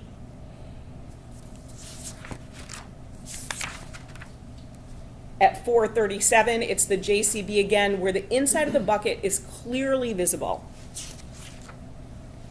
4:52 to 4:53, Mr. Warner is in the old shop. The door is clearly open because you can see the light shining in. This is where Detective Singleton said he was ducking down and trying to hide. You saw the video. If he was trying to hide, he would close the door. He wouldn't leave it open. At 4:56, he leaves the old shop. He's later seen in the old shop at 5:05 and 5:06 on camera. At 6:06, in between the silo and the tree, this is the movement that the government showed you with the JCB. That's it. This is Mr. Warner's Kubota at 6:06. 6:07, we see the JCB. 6:10 and 6:12. The JCB is going to the load barn and then leaving the area of the load barn. So going in there for about 2 minutes and leaving. 6:17, the JCB is headed back to the load barn. This entire early evening time at the load barn with Mr. Warner being in and out coincides with what Mr. Boyd said about helping Mr. Warner load trash. He talked about when chemicals are sent to the farm, they're packaged. They're packaged in sort of multiple layers. There'll be a white bottle, then it'll be inside something, then it'll be inside of a cardboard box. So there's no indication from Mr. Boyd that he saw a tank at the load barn or a welder, or Mr. Warner with a tank or a welder in the load barn. At 6:37, the JCB is moving away from the load barn. Here it is again at 6:39. Then we've got the JCB going towards the load barn and away at 6:40 and 6:41. At 6:43, Mr. Warner is in the new shop. And this is a comparison of two photos, 3:12 and 6:43. So if Mr. Warner is trying to hide what he's doing and what he's taking, he's not going to leave it out on the table. So you can see where that piece of farm equipment is, and then it's not there at 6:43, but you can see that table. The first table, there's nothing on it. The second table are items that Mr. Warner had taken. And you also heard Mr. Nayrink tell you that Mr. Warner would do small welding jobs on the farm, especially if something was broken. So if there's a piece of equipment, a tilling tool he said frequently broke down, it's a Sunday, there aren't many people there to do the welding, he wouldn't be surprised if Mr. Warner did it. And this is the end of the time period on April 25th, 2021, which is so significant. And the reason I went through all that time is because this is critical for what the government's claim is. The government wants you to believe that during this time frame, Mr. Warner killed his wife and then welded her in a body in a tank. Now, after 6:43, Mr. Warner is on the property doing more farm chores. He's collecting trash, using the Kubota, and tilling. And then again at 6:54, it's when Deputy Hall comes and talks to him. But that time frame is absolutely critical for everything that Mr. Warner would have to do to go along with the government's theory. Now, I want to walk through some of the specific reasonable doubts with you. Mr. Warner is captured on video throughout the day, morning, afternoon, and evening. As Ms. Binsky told you in opening, the government's own timeline will fall apart upon close examination. So by 6:40 p.m., the government's speculative theory is that Mr. Warner killed Ms. Warner in the house while not leaving a single trace of physical evidence. Not a drop of blood, no bodily fluids, no signs of a struggle, absolutely nothing. And then at some point, he supposedly grabs a tarp and duct tape, but there's no camera footage of that. We know that the blue tarps are kept in the dry fertilizer barn, and the duct tape is in the load barn. But there's no evidence that he gathered these items, then went back in the house, presumably, and wrapped Ms. Warner in those. The government hasn't even addressed how Mr. Warner would get those items on April 25th. And then again, at some point, he supposedly duct tapes her body, wraps her body in a tarp, duct tapes the tarp, but again, there's no evidence of when that supposedly occurred. Then Mr. Warner supposedly moves the body, but there's no physical evidence of that. Nothing to show that she was ever in the JCB at all, only speculation. There's nothing on camera, and there's no physical evidence. And while Detective Dreyer said, well, it was too late for them to look, they didn't even try to look. They want you to then assume that Mr. Warner keeps Ms. Warner's body in a safe, despite rigor mortis, as we heard from Dr. Cho. There are no physical signs of this at all. There are no physical signs with her body that she was kept in the safe. There's no physical or forensic evidence to support this theory whatsoever. Then Mr. Warner moves a tank without being caught on camera into the load barn, but again, there's no evidence of that happening. We see on the surveillance video that he doesn't take the grinder and the two wheels until 12:51 to 12:52, so all the rest supposedly happens after that time. In the load barn, without anybody noticing or hearing, he maneuvers the chain and the hook, welds that hook supposedly to the end cap of the tank, runs the chain through, connects it to the hook, tilts the tank so the chemicals don't run out. There's no evidence about how long it would take for that hook to be welded to the end cap so that it was structurally sound. It's not just a matter of welding it. It needs to be able to support the weight of that end cap. Mr. Boyd said those tanks were 6,000 pounds empty. Then Mr. Warner supposedly cuts open the tank. Assuming that she's in the safe, he has to go move her from the safe to the tank, lift her to get her up, then position together the end cap and the rest of the tank and weld it together. After that, he's got to remove the hook, remove the chain, sand the tank down so he can paint it. He then supposedly paints the tank, and while Mr. Schmidt said, well, that would dry quickly. You can look at the Rust-Oleum can. It's not immediate. And even if it was dry to the touch, we all have painted something. It's still going to be tacky. Things would still stick to it. But there's not one drop of paint in the load barn, not one drop of paint that was found on the chain or the hook, not a paintbrush, not the farm equipment, no debris on the tank. So if it gets moved out to the back, no dirt, no grass, the wind is blowing things, nothing is on it. There's no evidence whatsoever to support the theory. So while the government has shown you videos of Mr. Warner doing his chores and moving about the farm, they have shown you no evidence to support their theory of what actually happened. Assumptions are not evidence.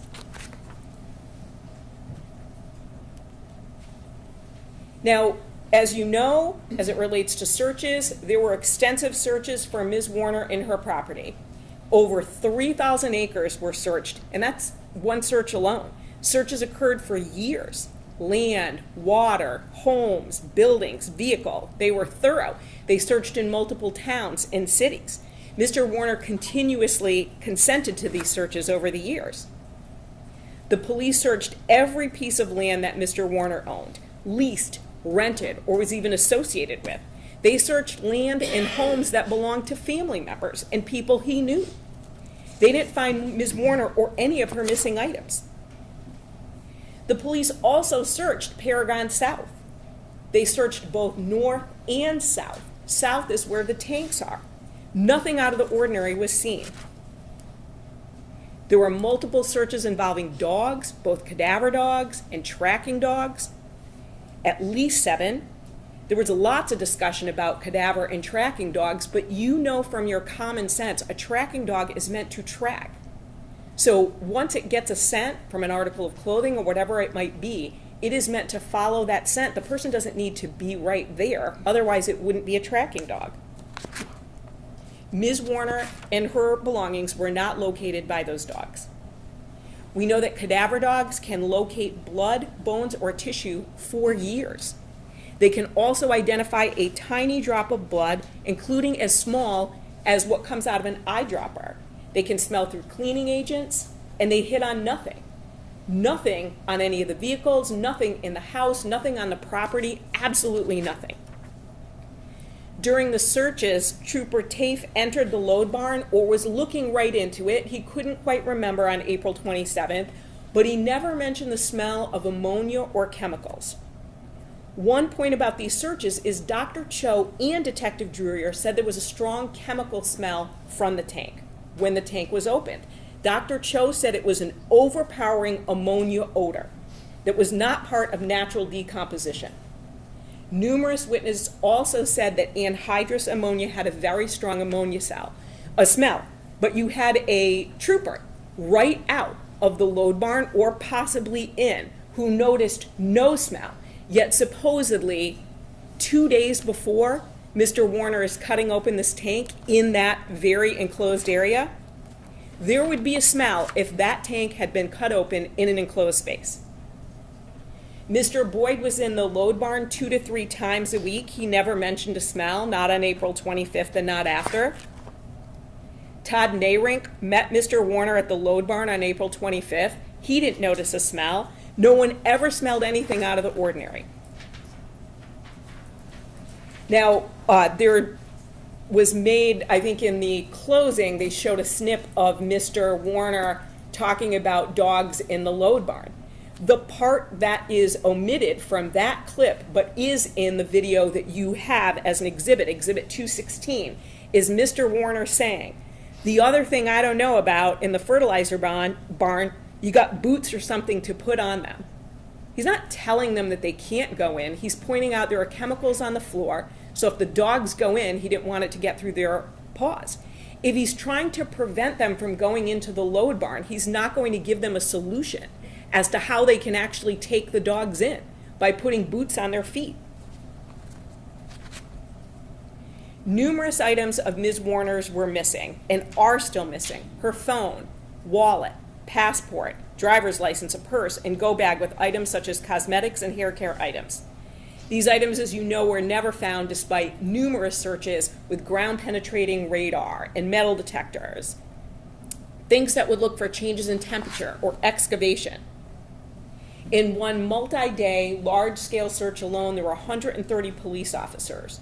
There is not even a theory that has been presented to you about where these items are. Now, Mr. Warner also had said a curling iron was missing, but then the police found it had fallen on the floor in between a cabinet. If Mr. Warner had been the one to take these items, he would know that a curling iron wasn't taken. He wouldn't say a curling iron was missing when it's actually still in the house. He was trying to guess based on what wasn't on the bathroom shelf. This is further evidence that he didn't take and conceal these items. Mr. Warner spoke to the police numerous times, frequently without a lawyer present. The only time we saw a lawyer was the December 2022 interview with Detectives Dreyer and Singleton, where his lawyer was there. He had the legal right to refuse, but he didn't. He frequently spoke to them, again, without a lawyer present. And if you listen to those videos, you do hear him coughing. And what did we hear from his ex-wife? He's had that cough since they were married. It annoyed her then, it's continued on. That's not from recent exposure to anhydrous ammonia.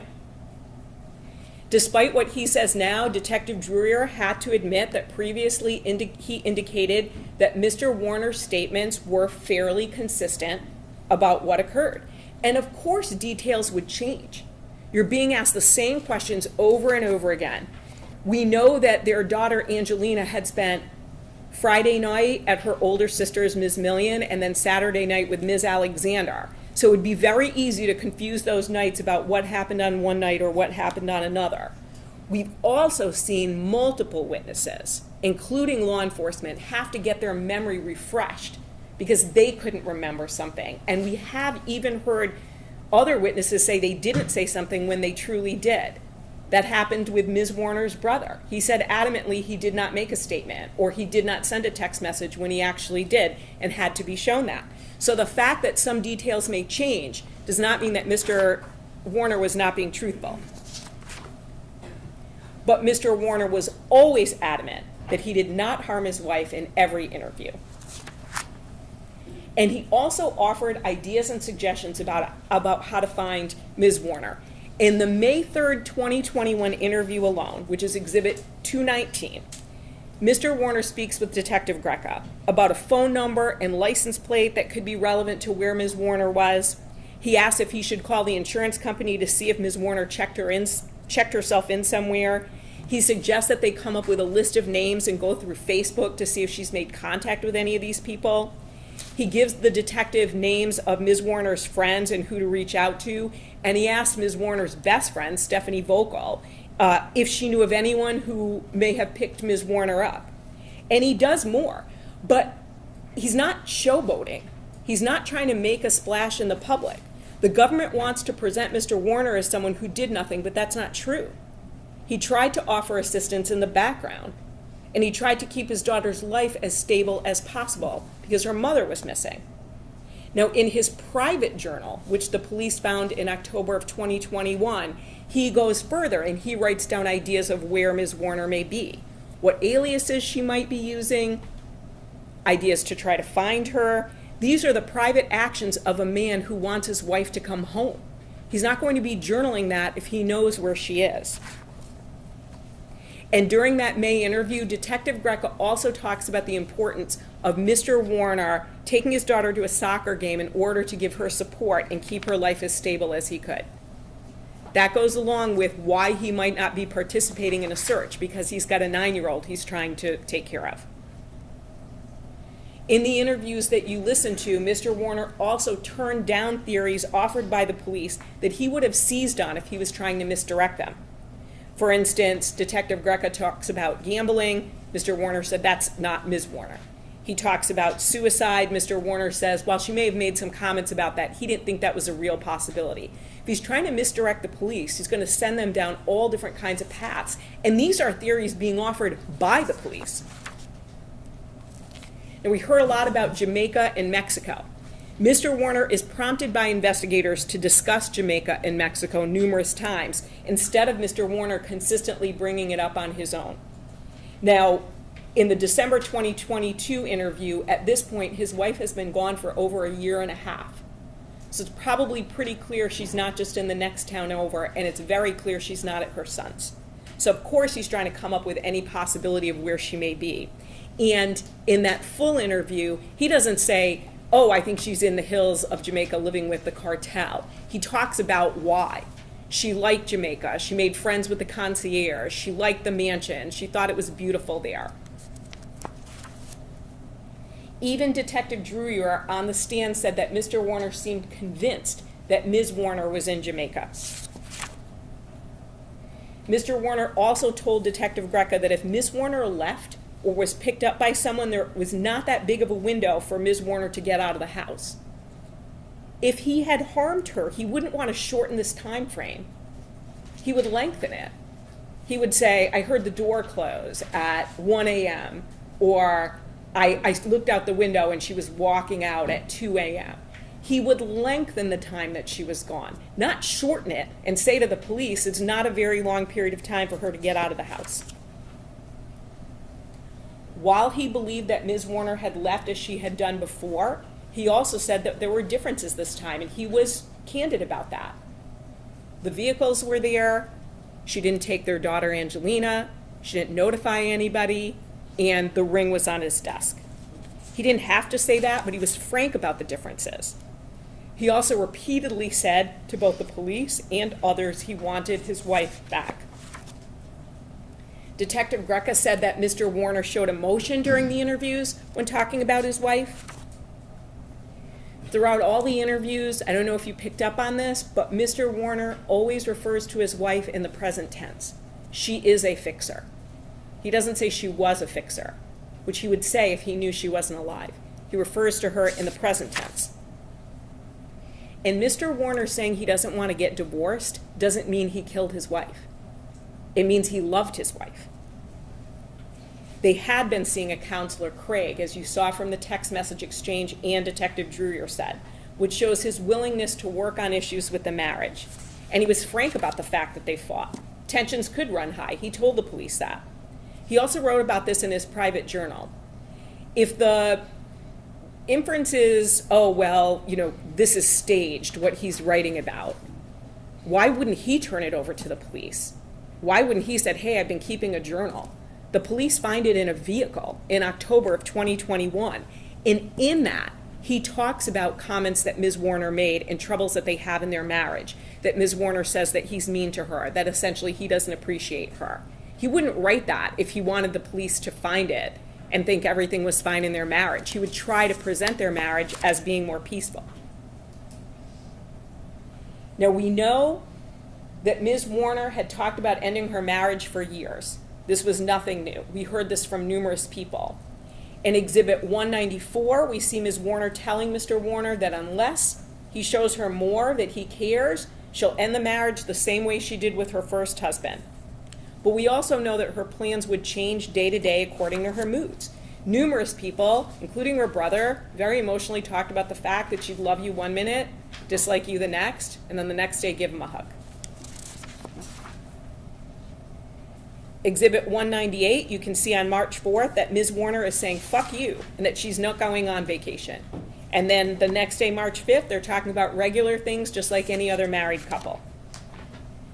The text message exchanges show Ms. Warner and Mr. Warner having arguments between spouses, which happens in many marriages, unfortunately. But it also shows her expressing herself freely to Mr. Warner, which we heard she did to him and others. She would express her feelings. She wouldn't hold back, even if that meant raising her voice to Mr. Warner and to others. Numerous people testified that Mr. Warner is not an emotional person. He's laid back and easygoing. Ms. Millian said that Mr. Warner's response to Ms. Warner when she said she wanted to sell everything and be done on April 25th was, okay, whatever, Dee, because he had heard similar comments before. Despite the fact that Ms. Warner would regularly say she wanted to end her marriage, she asked Ms. Volkel to book vacations for her and Mr. Warner, 2 in 2021 and 4 in 2022. Her plan was to go on vacation with her husband and daughter, But one of the vacations was just for her and Mr. Warner alone, to just have a couples trip. This shows again that her mood would change. She would be angry at him, but she would also want to spend alone time with him. Mr. Warner would regularly rub Ms. Warner's shoulders or back at work. He often did so in the office. Despite how Ms. Vocal attempted to portray their relationship, she had already told the police that and had to admit that on the stand. Now, we know that the Warners had a mutual mistrust of each other. That's clear from what was presented at trial. Ms. Wolf said that Ms. Warner would drive to the farm fields to see if Mr. Warner was where he said he would be. She said that the two of them would snoop on each other, including Ms. Warner taking a phone that belonged to Mr. Warner and giving that to Ms. Wolf to hide. Mr. Lally said that Ms. Warner would speak in quiet and hushed tones to himself and to her daughter when Mr. Warner was in the house to intentionally exclude him from conversations. There was a safe where she and her son were hiding things from Mr. Warner. Ms. Wolf also admitted that Ms. Warner was having an affair. So Mr. Warner, wondering if that had been going on, actually had a basis in fact. He wasn't just imagining it. Ms. Wolf, who was also Ms. Warner's personal assistant and nanny, said she would see Ms. Warner drink alcohol every day. And this supports Mr. Warner's concern about substance use. This is Exhibit 210. That cabinet are the pills that she had in her home. And look at the details, please, of what the government characterizes as stalking behavior. The cameras that Mr. Warner spoke to Mr. Bush about were about 4 by 6, and they had an antenna on the top. Those aren't cameras that are going to be hidden from any person. The OnStar application shows an average of 4.2 vehicle location requests a day. But Mr. Newell said that the app doesn't show a vehicle moving. So if you're trying to track and see when someone is coming home, because you want to know when they're going to be there, you want to have dinner with them, whatever the situation is, you're going to keep refreshing the app. The Get Vehicle Location can also be used as a navigation tool as well. So if they were driving together and he wanted to see where they were going or how to get someplace, he would use the app. Ms. Vocal also said that she saw the entry on Mr. Warner's credit card for the Binks device, the device that had been in the Hummer, and that she and Ms. Warner looked it up to see what it was. That's the GPS and diagnostic device that was found. But we heard from Mr. Bush that he paid for the device, and the government showed you an Amazon image. This discrepancy goes to witness credibility and the witness's desire to present the case in a particular way. And it makes sense because they all loved Miss Warner. There's no doubt about that. And of course they want to present her in the most favorable light and Mr. Warner in the least favorable light. But the facts matter, not assumptions. And the other thing presented by the government is, well, when Mr. Warner wrote in his journal that Ms. Warner left in the middle of the night, he didn't check OnStar. But if she didn't take the Cadillac, he'd have no reason to check OnStar. If Mr. Warner was truly stalking his wife, he would have insisted on access to the surveillance cameras long before she went missing. He couldn't even view the cameras on his phone until after she went missing. Mr. Wagner told you that it had been about a month or two where the IP address had changed on the Munger property and that Mr. Warner had no access to those cameras. So while he might have tried to access the app on the morning of April 25th, he couldn't access the app to see those cameras. We also know about the phone, that Ms. Warner was in the hospital. That's what Mr. Wagner said. He was also Ms. Warner's friend. Mr. Warner wanted the phone for business purposes. He didn't ask him to keep it a secret from Ms. Warner or try to keep it private. In terms of accessibility and transparency, Mr. Warner also allowed Detective Greca to talk to his minor daughter even when he was not present. And if he was trying to hide the true nature of their relationship, he never would have allowed that. Angelina wasn't there the night of April 25th, but she lived in that house with them. A 9-year-old is going to know what that relationship is like. She would have heard verbal disagreements. She would have known if there was any other sort of physical disagreement. She would be able to share that with the police. He put no barriers to their access with her at all. Now, as it relates to any sort of physical violence, Ms. Wolf never told Detective Greca about seeing a bruise on Ms. Warner's forehead. If she'd truly witnessed this, it would have been the first thing she told the police when she spoke to them. Ms. Brody also didn't document any of the supposed bruises she claimed she saw as a massage therapist. She had twice testified under oath, and at neither of those court appearances did she ever say anything about a handprint on an arm. And it's worth repeating here that you are not here to judge Mr. Warner as a husband. You may think he was a bad husband, a not very attentive husband, whatever you may think of him. Your oath requires that you only assess the government's case to determine if it has proven beyond a reasonable doubt that Mr. Warner killed his wife and tampered with evidence. Now, we've gone through April 25th and an overview of the Warners' relationship, but I want to also move on to what else is going on between April 23rd and immediately after April 25th, and the police investigation as well. On Wednesday, which would be April 21st, Ms. Brody, Ms. Warner's friend and massage therapist, said she saw Ms. Warner, and Ms. Warner was distraught and shaking. We know Ms. Warner was a person who had strong emotions and she felt them, but there's absolutely no justification for what's happening here. According to Ms. Brody, Ms. Warner said she wanted to see a lawyer and it was time. But we know the fight with the Terrys, Terry and Terry Nayrink, wasn't until Friday. So there's no indication of what was going on Wednesday, and there's never been an explanation for this. Again, on that Friday, April 23rd, Ms. Warner had a verbal disagreement with Todd Nayrink, who testified. You also heard that Ms. Vocal heard them yelling at each other, but then she also said Ms. Warner seemed happy when she left work that day. So in addition to the fights with Todd, she had the fight with Terry and Terry. Mr. Nayrink, Todd Nayrink, said that on Friday, Ms. Warner was not dressed as she normally would. She was in sweatpants. Mr. Hawkins, who worked on the farm for the Warners, spoke with Ms. Warner at about 6:30 p.m. on Friday, and he said she sounded normal. Ms. Alexander saw Ms. Warner at 7:42 p.m. when she went to pick up Angelina. She said that Ms. Warner kept putting her hands up to her head, and she was talking about a fight she had with Terry and Terry Nayrink. Earlier, Ms. Warner had said that she had a migraine, so that would be consistent with her having a migraine, and we know she was being treated for migraines. Later that night, Raquel Bach claims that she drove by at 10:30 p.m. and saw all the lights on. But closer to 11 o'clock, Dustin Lally drives by. He said Ms. Bach had left well before him, and on cross-examination, the only light that he had said was on was one light. He didn't remember anything unusual about the house, which matches with what Todd Nayrink said when he arrived on the property in the 3 a.m. hour. There was only the light on over the kitchen above the sink.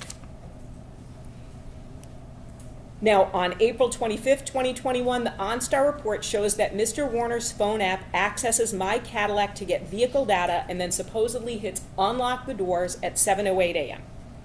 Get vehicle data is to check on things like oil, tire pressure, fluids in the car. The government's theory is that Mr. Warner had killed his wife by this time, but then he decides to check on how the fluids are in the car or the tire pressure. It makes no sense. And this is part of what Ms. Vinsky also said to you in opening statement. The government dismisses and ignores facts that conflict with the narrative that they are trying to present. Mr. Warner uses Find My iPhone at 8:48, 10:28, and 2:30, and he would not need to do this if he knew where the phone was. And if the government's theory is that, oh, he was trying to see if you could find it, well, he would have checked it at 8:48, can't find it, checked it again at 10:28. He wouldn't need to keep doing that. He would know at 8:48 the phone can't be found. He did it because he was trying to see where Ms. Warner was. And while at 8:48 he would not have known that Ms. Warner was missing, it's not unusual for a spouse to check Find My iPhone to see if your spouse is up, or are they at the office, or are they at the grocery store. And while the Milestone app, again, was accessed at 8:49 and 9:04, we know from Mr. Wagner, Mr. Warner couldn't see anything on the cameras. Now, Mr. Lally said that when they went over to the Munger property It was the same as what they had done pretty much on every Sunday. They would go over and have breakfast. Mr. Warner knew this, but he took no actions to restrict their movements that day. In fact, he wasn't even on the property. If he had killed his wife, is he really going to leave the property and let people roam around wherever they want? He goes out spraying. Numerous witnesses, including Mr. Lally, Zach Bach, and Raquel Bach, said that the Warners never locked their house. It was always unlocked, anyone could walk right in, and that's what they did on April 25th, 2021. That day when people were looking for Ms. Warner, they looked at places that she could walk to, even though people said she didn't like to walk. They went to the Hardee's Event Center and home, they went to the Cedar Point property, Mr. Lally looked in the camper, but we know from Ms. Wolf that Ms. Warner would walk to the office, contrary to what other witnesses said, and that she was starting to walk everywhere because she was getting into fitness. Also, witnesses support that Mr. Warner was in fact spraying. Not only the GPS data and the reenactment, but Parker Hardy said that when he was at the house with his mother, Mr. Warner drove by on the sprayer. Now, Ms. Warner's phone last connected to a cell tower at 7:14, and the last internet connection was 7:01. So as we turn to the police's review of activities, which is essentially the last section of my closing, I want to talk about this a bit. This is part of the PowerPoint that was presented to you. Ms. Ziegler said that Ms. Warner's phone connected to two towers that morning, 226601 and 226609. This is an example of that portion of what she said during her testimony. And Ms. Ziegler said these were the two towers, north and south. And I specifically asked her that question. Are you saying the towers are north and south? Yes, they are, she said. And this was the slide that she used to conduct her analysis. You'll have this as an exhibit, so it might be hard for you to see. But the north tower is not 22601. It is 226543. 22601 is to the east in Tecumseh. So the analysis about the phone's location is flawed because the two towers that should have been used would have been the south tower and the east tower. But Ms. Ziegler used the south tower and the north tower. But one thing about her testimony that is correct is that she can't distinguish any movement from the phone, because we know that a phone will connect to a cell tower even if it's not the closest tower, for numerous reasons that have nothing to do with movement. Now, moving to April 27th and the tank, if Mr. Warner wanted to secretly move a tank on April 27th, he would have done it when the police left for the day. Remember, they were there in the morning, and then he walked around with Detective Greca for a period of time. And then he said, I have to go to work. If it rains, you can come back or come back tomorrow. And then they got a search warrant and they showed up later on that day. He knew that they were there with drones and a dog. If he had a concern about that, he wouldn't have just gone to farm. He would have moved the tank that everyone is saying he's trying to hide. He would have done it when the police weren't around. He also could have or would have moved it on April 26th, and again, not waited for the police to come back to his property. There's also, again, no issue with the fact that he asked the police to leave earlier. That is his legal right, and he explained that to the police. Now, just as earlier mentioned, where people didn't notice any smell of ammonia in the load barn, Detective Sharp, who was in the load barn or in front of it for an extended period of time, also did not indicate that he saw any or smelled any sort of chemical smell. Mr. Gravel moved a tank into the spray barn. This was the rusty tank that we saw being moved. He didn't notice any sort of strong chemical smell, which he would have if that tank had been cut open in the load barn. Mr. Hawkins is also regularly in the load barn. He would be in the building 1 to 2 times a week, taking in the JCB and removing empty bottles. And again, at no point in time does he ever smell ammonia or indicate that a tank had been cut open. There was also nothing unusual about moving a tank. Mr. Gravel told you that he had moved tanks before. Mr. Hawkins said that tanks would be brought back and forth from the Carson Road property and the Paragon property. We also know from Mr. Hawkins that business was slow in 2020 and 2021 for anhydrous ammonia. They didn't need extra tanks. They had plenty of tanks. So moving a tank or not fixing a tank wasn't a big deal because they had so many other things to do and they had so many extra tanks. We also know that week of April, after Ms. Warner goes missing, that Parker Hardy says he didn't see anything unusual about Mr. Warner painting in a hydrous tank. And he didn't notice a non-factory weld on the tank he saw in the load barn. Parker Hardy had been in the load barn numerous times. This wasn't a place that people don't go. And remember, the Hardys had even more access to the property because they were family. So while maybe some person who used their services might not freely walk into the load barn, the Hardys would. And again, Mr. Warner took no stops to keep anybody out of any building, making the story that he was welding her in the load barn not plausible. Now, the only person who claims that there were JCB tracks that went right up to the house was Parker Hardy. He said he thought the JCB was moving quickly because of the way the gravel was aside, but he also said he didn't see any reverse tracks for the JCB, which would be unusual. But the supposed fast-moving JCB is inconsistent with the reenactment where the gentleman driving the JCB was afraid to go any further because he thought he would potentially hit or damage the house.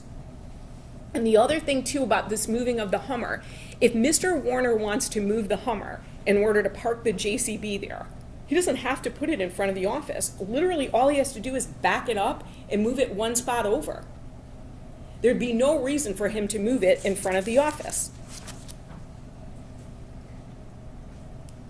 Now, jury instructions that you'll be receiving soon from Judge Olsaver indicate that you have to decide which witnesses you believe and how important you think their testimony is. You can have tremendous empathy for a witness, but not believe everything that the person says. You can also consider how some witnesses answered questions, and if there was a difference in how they answered questions when the government asked them questions and how they answered questions when the defense asked them. You can consider a witness's feelings and a desire to portray events in a particular way. So, for instance, Ms. Stace, the eyelash professional, when she testified, she said that Ms. Warner received 2 phone calls, one of them from Mr. Warner, and she didn't take that call.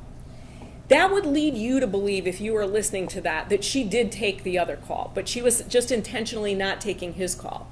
But the reality is, when asked on cross, she said, oh no, Ms. Warner didn't take either call, for whatever reason. She's getting her eyelashes done, or she just doesn't want to talk to anybody.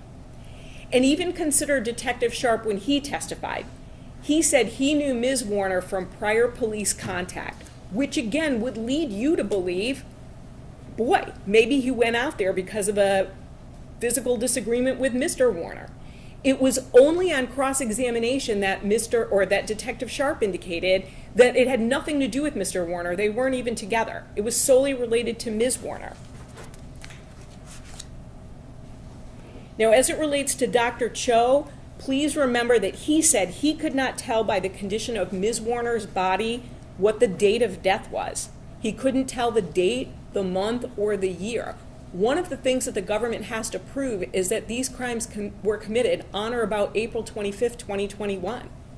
There's a little leeway there, but Dr. Cho can't even tell you the year based on the body's condition. The only way that he gets to April 25th, 2021 is because that's when people tell him was the last time that Ms. Warner was seen. But that's not objective evidence of the date of death. So considering objective scientific evidence only, Ms. Warner's date of death is actually unknown because Dr. Cho could not determine it. Dr. Cho doesn't know the time of Ms. Warner's death. Dr. Cho does not know the place of Ms. Warner's death. Dr. Cho does not know if Ms. Warner was killed inside or outside.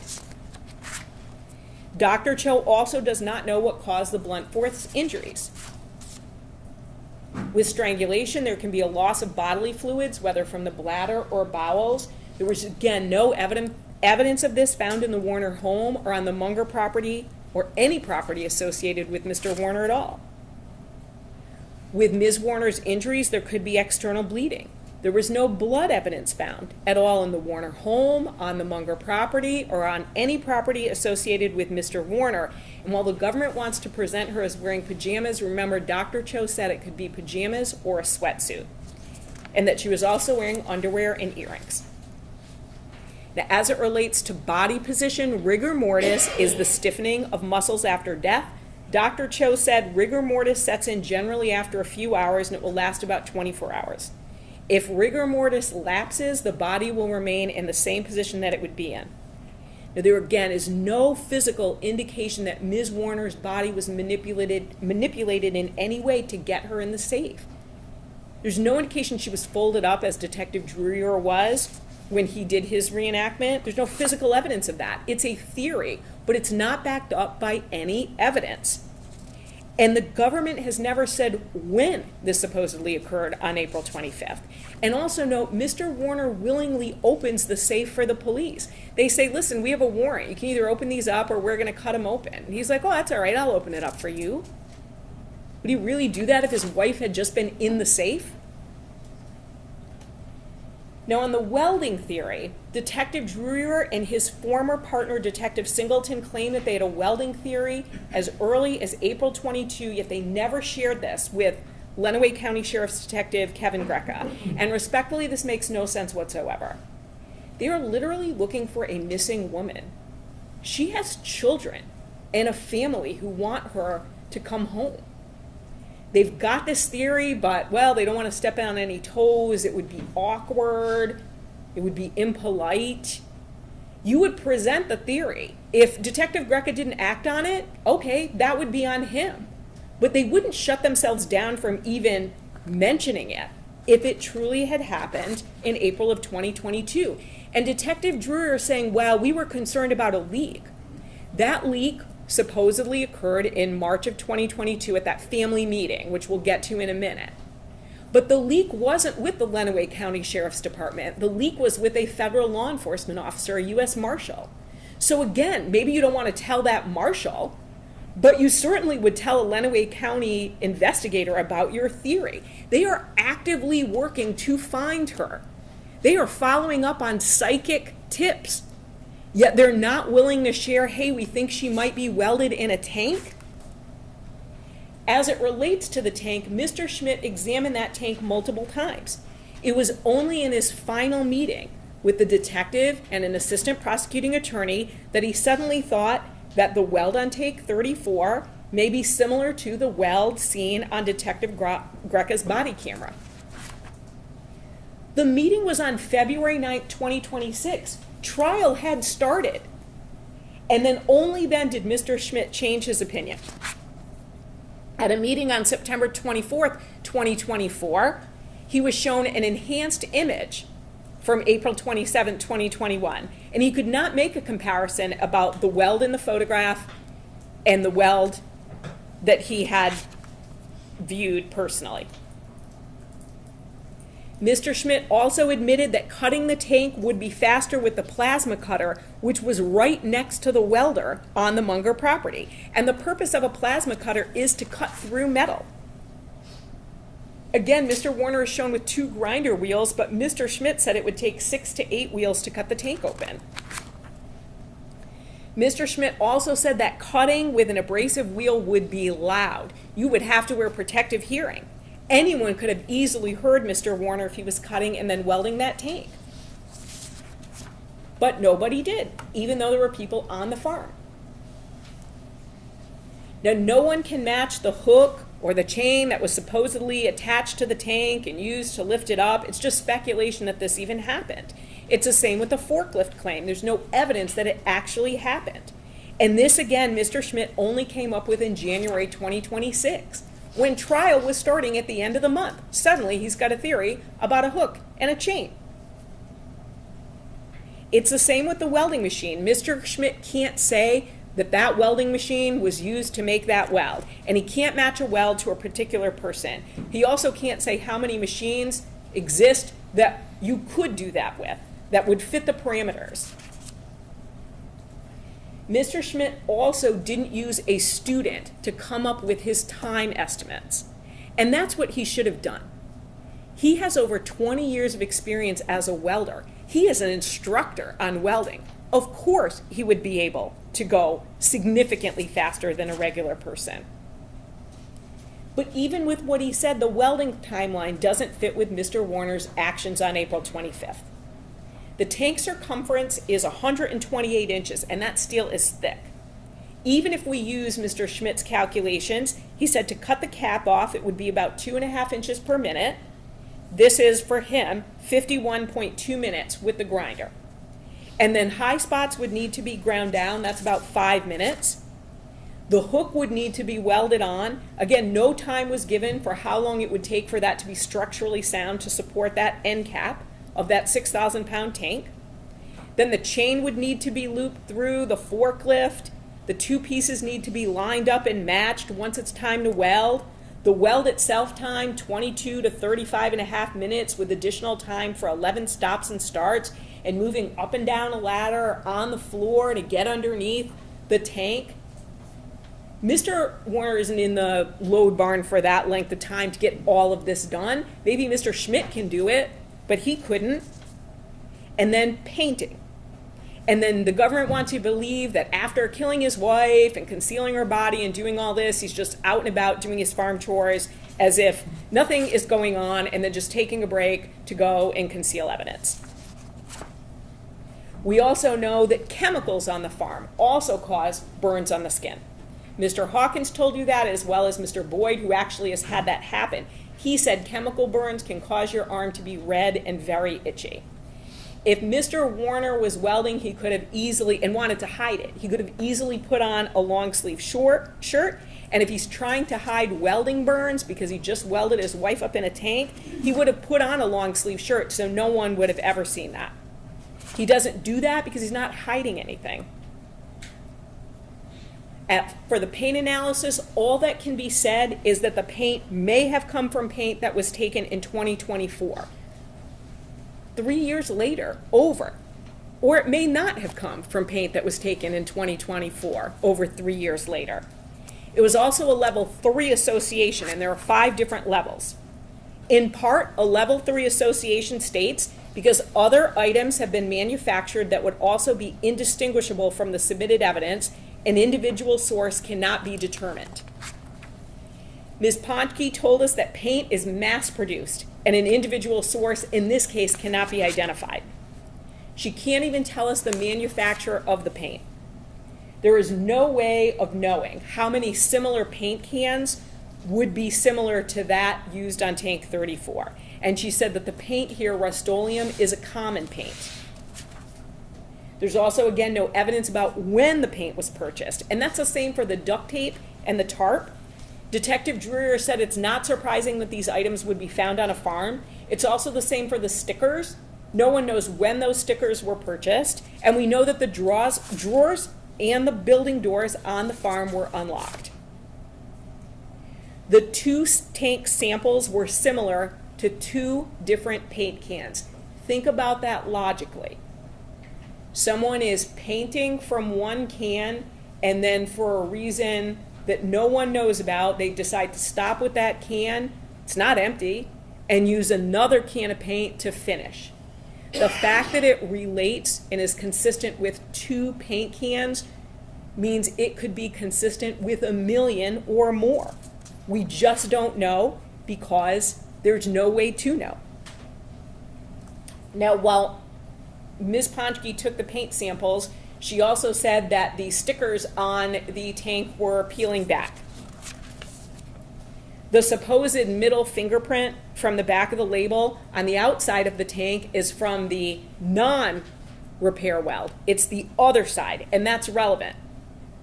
There's no indication of when that sticker was put on. And another thing about the fingerprint is only 7 points were consistent out of 15. And there's no standard to indicate identification or not. It is the analyst's subjective determination. And the analyst did admit identification does not mean the exclusion of others. Now, as to the call you heard from Mr. Warner, at that point, there had been extensive searches on his property, and we heard from Detective Dreyer that that was done. There was damage to the Hummer, there was damage to underground lines, they had taken samples off of a couch, so of course someone would be annoyed or frustrated by property being searched yet again that had already been searched. But we also know from listening to that call, because we listened to the full call, that Mr. Warner wasn't in a panic, didn't hang up the phone. He continued to talk about a planter's wart, school supplies for his daughter, books, and food, not the action of someone who is like, oh no, they just found my wife. And just as he's not panicked when he agrees to the police routinely searching his electronic devices. So the government has made quite a bit about the searches that were made. Mr. Warner consented to a search of his electronic devices numerous times. We know that. He knew there were text messages between himself and Ms. Warner on the phone. He wasn't trying to hide those. They show that they fought. He also knew what his searches were, searches that occurred after Ms. Warner went missing. He had extra anhydrous ammonia tanks. We know that from Mr. Hawkins. So searching on how to dispose of a propane tank makes sense for the business that he's in. And this chemical cremation search, if he's trying to find some way to dispose of his wife's body, why would the search be chemical or liquid cremation and he's searching, is it illegal? He wouldn't care if it was illegal. He supposedly killed his wife. He wouldn't be worried about, okay, well now I want to make sure I legally dispose of her body. He doesn't try to hide that. He lets the police search his devices numerous times. Now, a reasonable doubt is a fair, honest doubt growing out of the evidence or the lack of evidence. And when you're considering all the evidence, you can consider the lack of evidence. And that's part of the reasonable doubt instruction. The police searched the Warner home and they used luminol. No blood is found. There's no evidence that Ms. Warner was murdered in the home at all. Again, no blood, no bodily fluids, no signs of a struggle. Police searched the home multiple times. No evidence of murder. They searched the Munger property multiple times, no evidence of murder. There's no evidence that Ms. Warner was in the safe, no blood, no hair, no DNA, absolutely nothing, and it's the same for the JCB. And Detective Dreyer can say, well, we can't find the safe any longer. It doesn't matter, there's no evidence that she was ever in the safe. The police took Ms. Warner's fingernail clippings, but no one bothered to check to see if there was DNA found under her fingernails. There's no physical evidence linking Mr. Warner to Ms. Warner's body or her death. And again, it's the same for the duct tape, the tarp, and the inside and outside of the tank. The outside of that tank was powdered for fingerprints. His fingerprints weren't on that. There also is no physical evidence linking Mr. Warner to this murder in any fashion. And when we talk about those tanks, also consider that tank at the Paragon property was found on running gear. But when you look at all the video footage from the search of the Munger property, there's no extra running gear that tank would be placed on.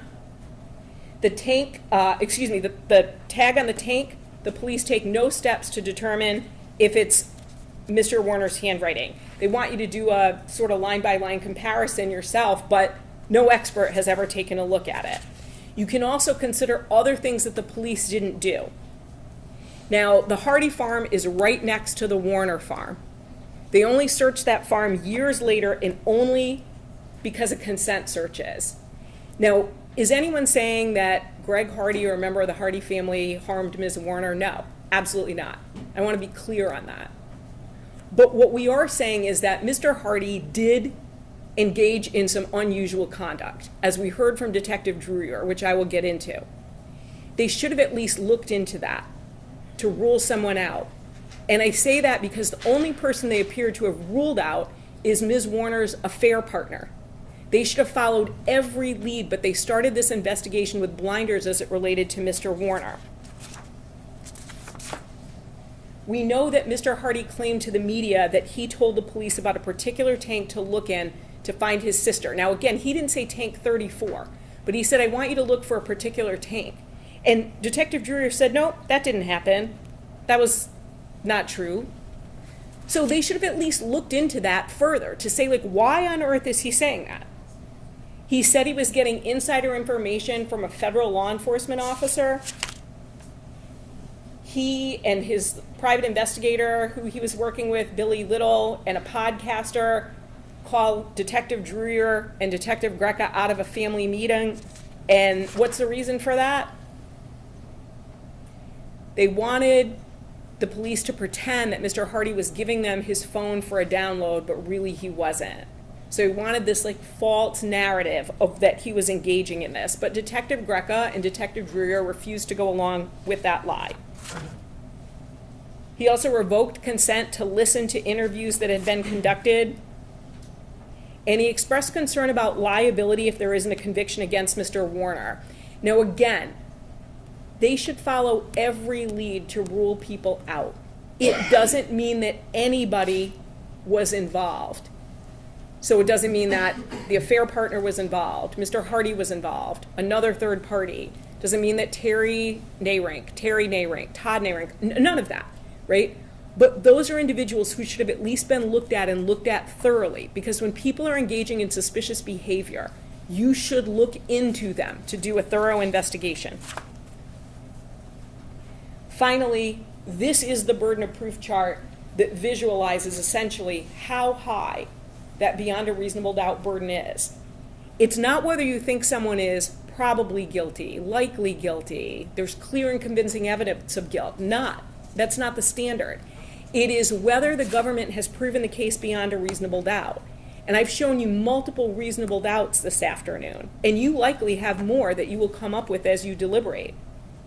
But the power of the government to prosecute someone should never be fueled by assumptions and speculation and innuendo. It should only be fueled by facts. Otherwise, devastating results can occur. Assumptions blind people to facts, and they blind investigators to follow leads that they may not think might bear fruit, but they certainly should look into.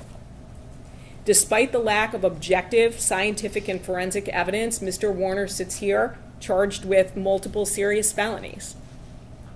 Now, I don't believe that Mr. Warner should be, we're presenting to you that Mr. Warner should be convicted of any felony. But if you consider premeditation, it does not exist here. Because if he had premeditated this killing, he would have had the items that he needed already. He would have had the welding. He would have had the tank. He would have had the wheels. He wouldn't be gathering those on April 25th. So their theory is that he's gathering these after the murder, which guts the premeditation element. Because the government has not proven their case beyond a reasonable doubt, we ask that you follow your oath and find Mr. Warner not guilty on all counts. Thank you.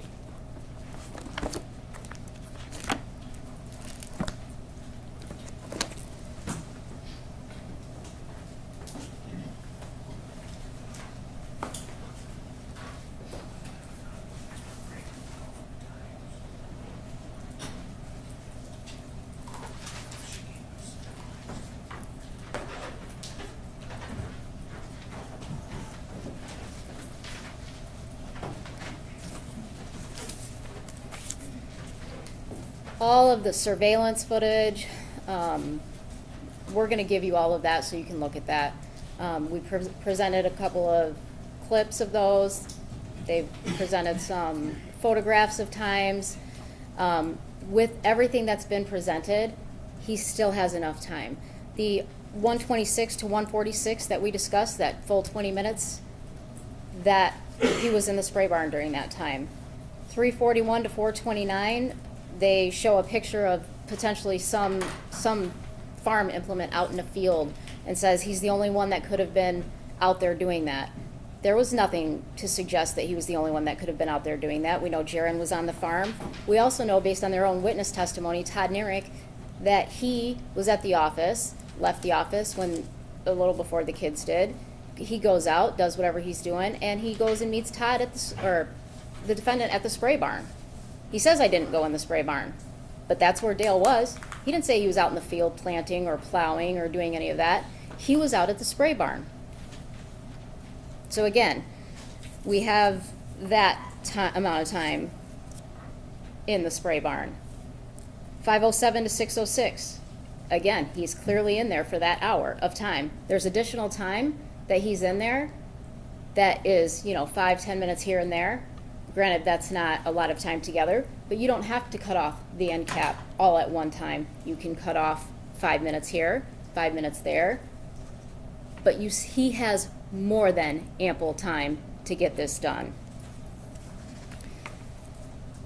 The defense talks about how the defendant knew that Ivan and his brother were in the old shop working on the vehicle that day. He sure did. He didn't take the welder out of the old shop. He went to the new shop when he needed a welder. He went in there and he grabbed the angle grinder and the discs, and he didn't take the tank into the old shop to weld it there because, number one, there's surveillance cameras in there. Number two, Ivan's in there. He also didn't take it into the new shop to weld it. Again, that's the other place that we've heard testimony the welding is done, the old shop or the new shop. He didn't take it into the new shop because, again, there are surveillance cameras in there. Where does he take it? He takes the tank and the welder to the one place on the farm that nobody welds, and there's no surveillance cameras.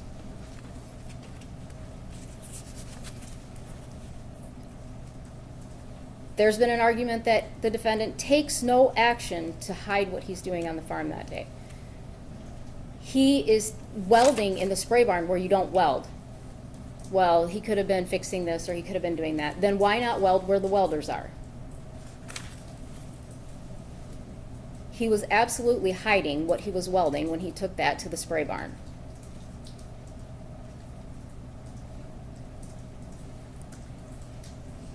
There was indication that he was criticized for looking over Zach Bach's shoulders when Zach was looking at the cameras. Again, the defendant is in and out of the office, seeing what's going on the surveillance. Would he want to know what's caught on camera? Absolutely. Is he looking for his wife? No. Was he looking for his wife when he tried to access the cameras at 8:48 and 8:49 that morning? No. What is caught on camera?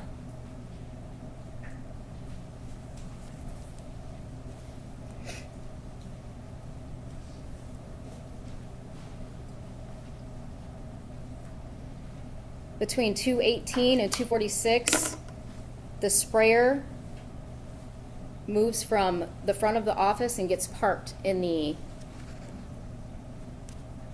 between the surveillance camera from the office and the spray barn.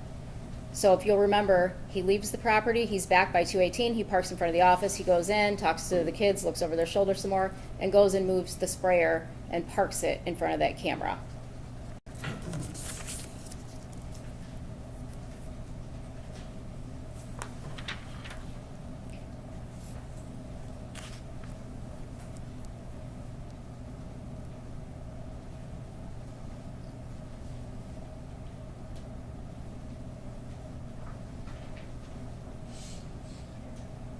The defense indicated that there was no single trace that Dee Warner was killed in the property. Think about what the medical examiner said. Those injuries don't necessarily mean she was bleeding out. She suffered multiple blunt force injuries. And the wording of it sounds awful, but he did indicate that did not mean that she was bleeding out. In the days after Dee Warner was last seen alive, Kevin Greca walked through the property on the 26th and observed things, made no indication of what types of searching he did or how hard he searched. But I will acknowledge that there's no big piles of blood. Again, medical examiner says, no, not necessarily. Doesn't mean you would see blood.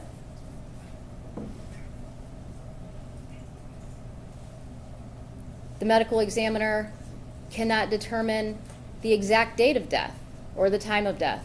That's correct. This is not TV, right? What did he say? The way that they work in the medical examiner's office is they work with law enforcement to determine the facts surrounding the case. When was the last time anybody saw this person alive? The last time anybody saw this person alive was Dale Warner at 6 a.m. when she was snoring away on the couch. Or Amy Alexander, who saw her at 7:40 the night before when she picked up Lena for the night. No duct tape, no tarp is on surveillance. Doesn't mean he didn't get those items. You guys went through the house. Could they have been in the garage? Could they have been in the attic? Could they have been anywhere else where surveillance may not have picked them up? Absolutely.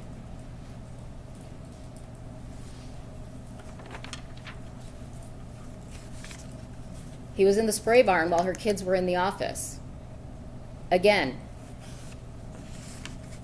with a grinder, where that office is located. Those kids stayed in the office the entire time looking at the cameras to see if they could find their mom. With the location of that office, you're not going to hear that grinder.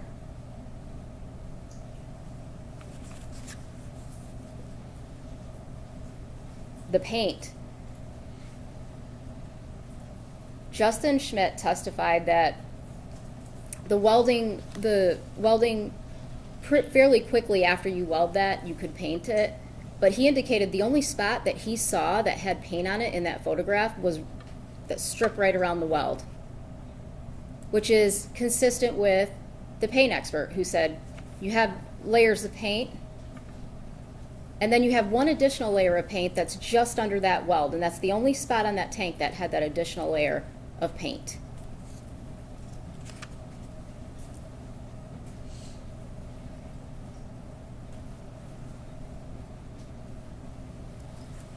Where's the paintbrush? Where's the anything that was used in the spray barn? The trash was taken out to the trash pile to be burned. Did you see that on the surveillance footage? You've got the tank on the far corner of the screen, and in the burn pit you have a pile of trash from the spray barn.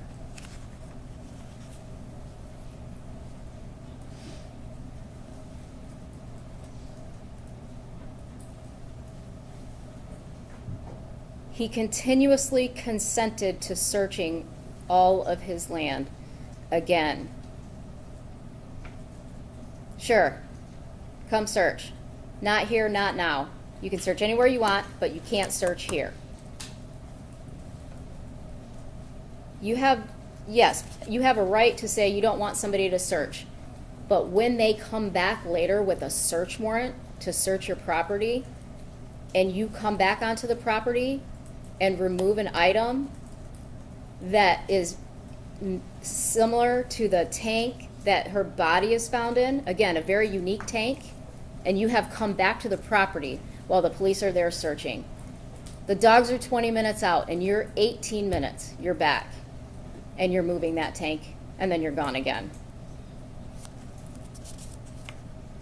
Talked about the canine tracks. Again, what would that cadaver dog smell?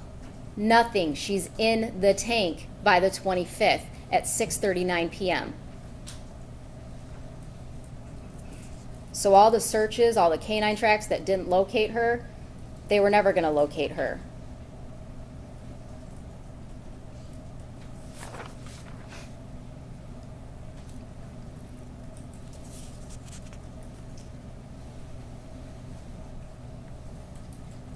The question was, where are the items that went missing from the home?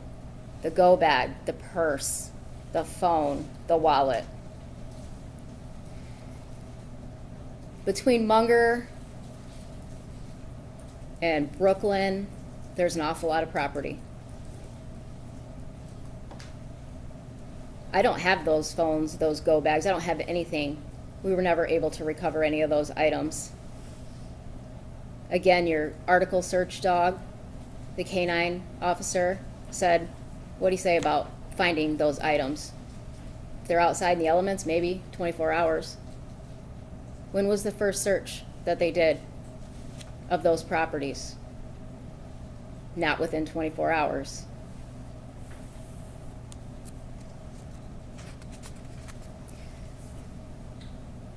Defense says, despite what Dreyer said on the stand, despite what he said, Dreyer said his statements were fairly consistent, which again was taken out of context. Yes, some statements were fairly consistent, but if you continue to read the report, Detective Dreyer went into the inconsistent statements. Defense claims that her client offered assistance in the background. He's got a 9-year-old that he's trying to take care of. The 9-year-old that he consistently throughout interviews said that he had never home, never had anything to do with her. I've got to work, I got to farm, my brother's got her, my brother's girlfriend's got her.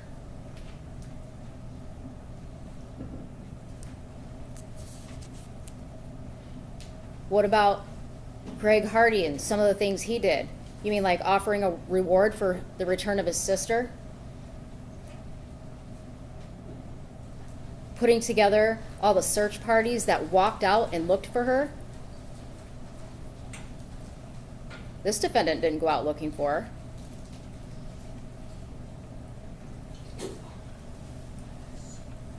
The defense stated, the defendant didn't really think suicide was a real possibility. That's one of the first things he brought up on 425 when Austin Hall gets there. She was talking about killing herself and taking off and leaving. And then the next day with Greca, what does he say?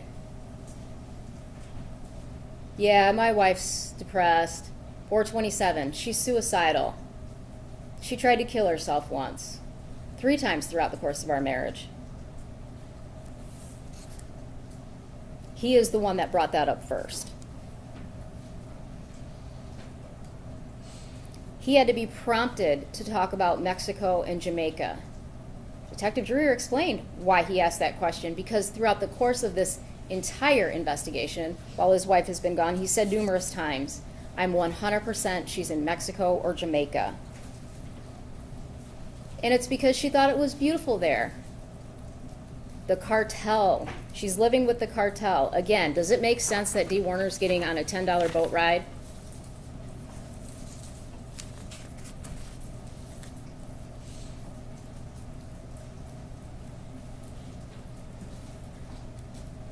During his interviews, the defendant acted like he didn't know why Dee stopped going to counseling. I'm doing everything I can to fix this marriage, she stopped going, I don't know why, I don't know what happened. Very clearly, in one of the text messages that you guys have, she says, I'm not going to Craig anymore. I'm the one doing all the work. I'm not doing it.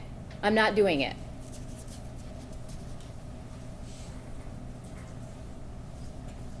There was testimony by people that Dale would rub Dee's shoulders, and when they were fighting, she was clearly uncomfortable with that.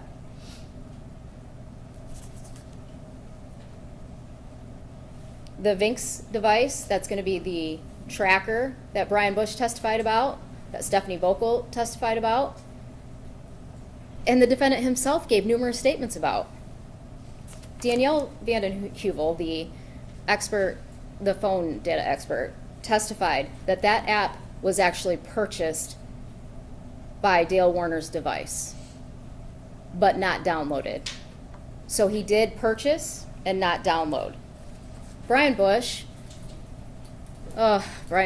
he, when asked to describe his relationship with Dee, what'd he say? Depends on what the day was, Sometimes it was good, sometimes it was bad. His relationship with Dale was always like a father figure to him.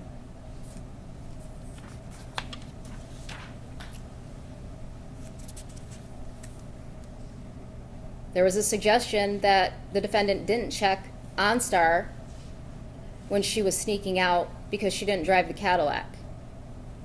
Numerous statements he's given. She has never left here without a vehicle.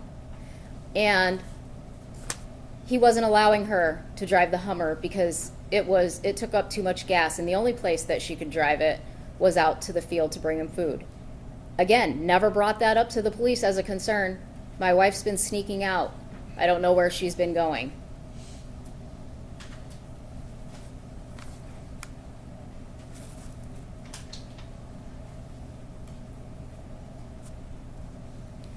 Stacy Brody testified twice before coming here, and she never once described the bruise as looking like a handprint. However, when she was shown her police report, that her statement to the police that she made prior to ever testifying in any court, she clearly described that bruising as a handprint.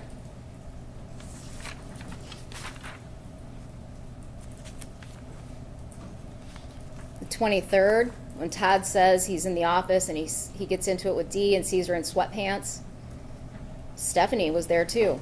She testified about that. What else did she say? I have never seen Dee Warner outside the house in pajamas or anything less than always dressed up. She always had to have the best on.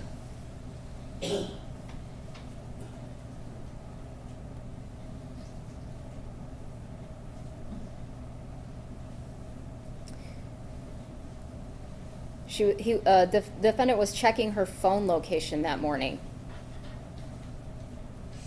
The argument is, if he knew that she was dead, why would he keep checking her phone location? He wouldn't keep doing this. No, you would, right? For the same reason that you would duct tape her mouth and nose, you don't want her to ever breathe again. I need to know that that phone is not going to ever ping. I need to know that nobody's going to find that device.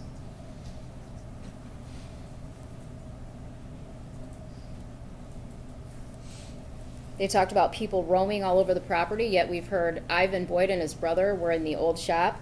The entire family was in the office, and there were 2 employees that came into the old shop to clock in and clock out.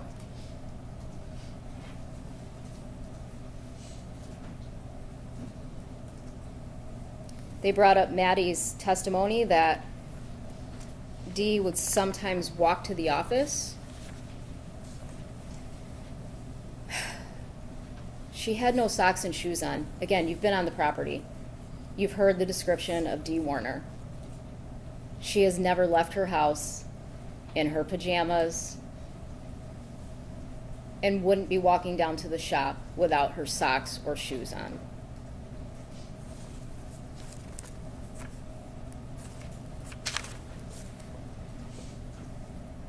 April 27th, it was brought up, well, why wouldn't he just move the tank himself when law enforcement was there if they were going to come back? He didn't have to. He asked Jason Gravel to do it. Go back there and move that tank for me and put it in the spray barn. Again, what does Jason Gravel do? He moves the wrong tank.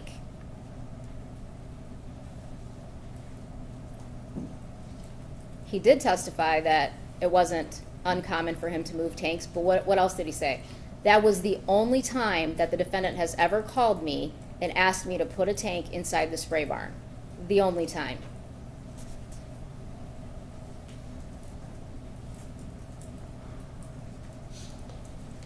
The 27th, Parker Hardy goes in the barn, in the spray barn at 7 p.m. This is before tank 34 is brought in. Again, this is when the old rusty tank 8 is in there. Why would he notice the weld on tank 8? Tank 8 did not contain Dee Warner's body. Tank 34 did. And at that time, tank 34 was still over at the burn pit. Parker was the only person that saw the JCB tracks leading up to the house. Except for Dale confirms that he pulled the JCB directly up to the house and came back inside the house through numerous interviews.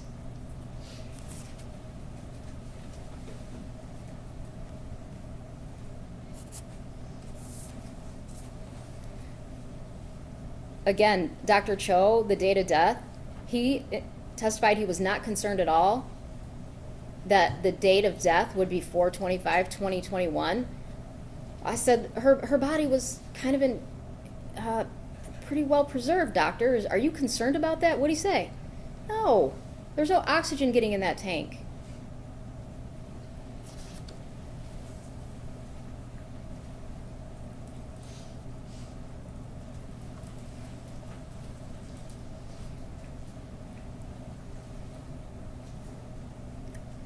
The defense brought up that Dr. Cho said they could have been sweatpants. Again, Raquel looked at those photographs. She identified those as her mother's pajamas.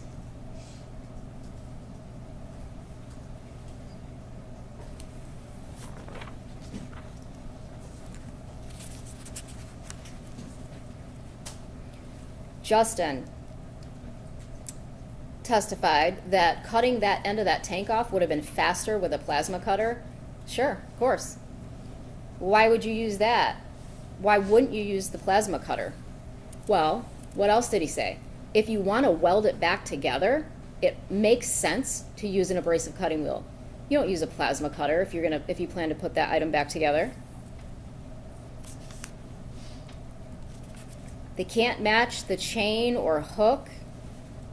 Dee Warner was last seen on 4/24/2021, again by Amy Alexander, or 4/25/2021 by the defendant.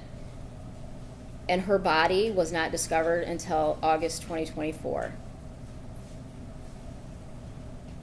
Those items are gone. They went back and executed a search warrant after they found her body.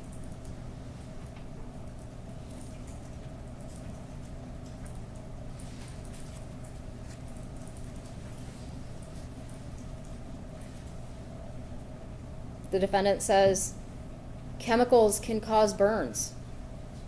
Sure. We had Ryan Rankin here talking about chemical burns. That burn was consistent with a welding burn, not a chemical burn.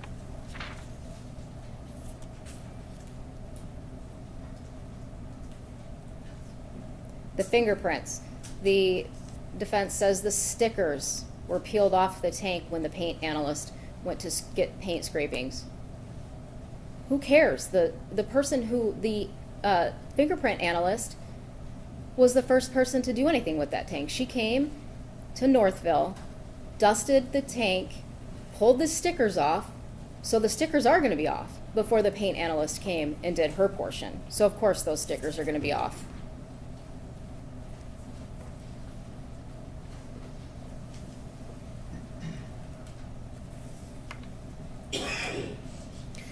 Look at the exhibit with the Google searches on it. It'll tell you the search term on there. The search term is chemical cremation.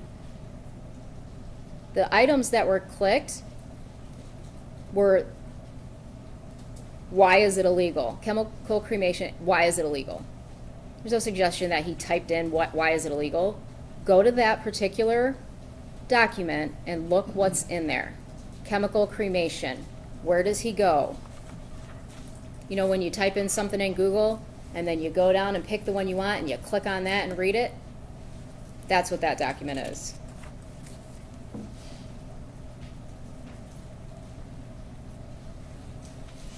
Fingernail clippings were not sent to the lab for DNA. How many times did you hear that nothing inside that tank was suitable for DNA testing because of the chemicals? Detective Dreyer worked closely with the lab to try to get some of that stuff processed, and they could not be processed because the items were not suitable for testing.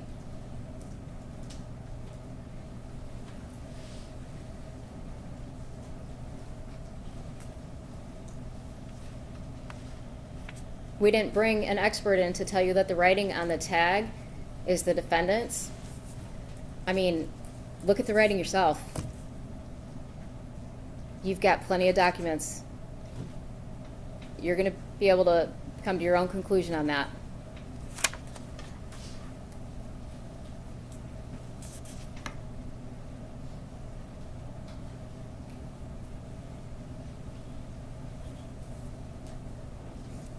There was a suggestion that Terry and Todd weren't spoken to, that none of these people were looked at or talked to. That's simply not true.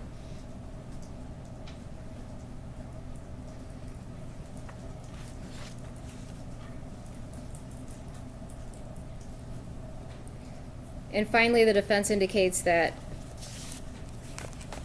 if this crime was premeditated, he would have had all those items already. They would have been ready for him to go, ready for him to cut that off, ready for him to do the welding back. Again, premeditation, deliberation, they do not take that long. I don't have to think about it, go plan it, go pull my welder in, and then go kill her and then weld her up, right? We talked about the yellow light. When you see a yellow light, or you think, what do you think? You've heard about her injuries. 1, 2, 3, 4. How many chances did he get to think about it? Then she was strangled to death. 5. How many chances did he get to think about what he was doing? And then not only that, let's assume 3 or 4 knocks her out, 5, she's unconscious. What do? Call for help, right? I screwed up. I hurt my wife. Come help.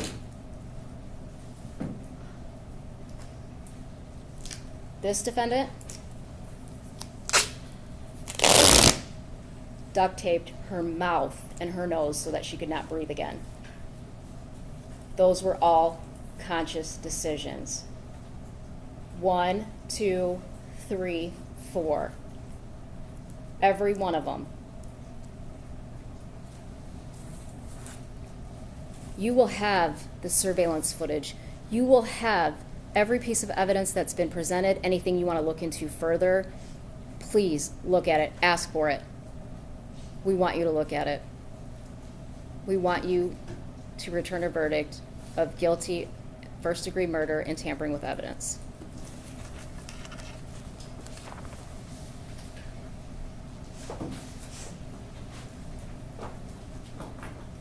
All right, ladies and gentlemen of the jury, we do have a procedural step that we need to take care of outside of your presence. So at this point, I'm going to ask you to return to the jury room. We will take a short break.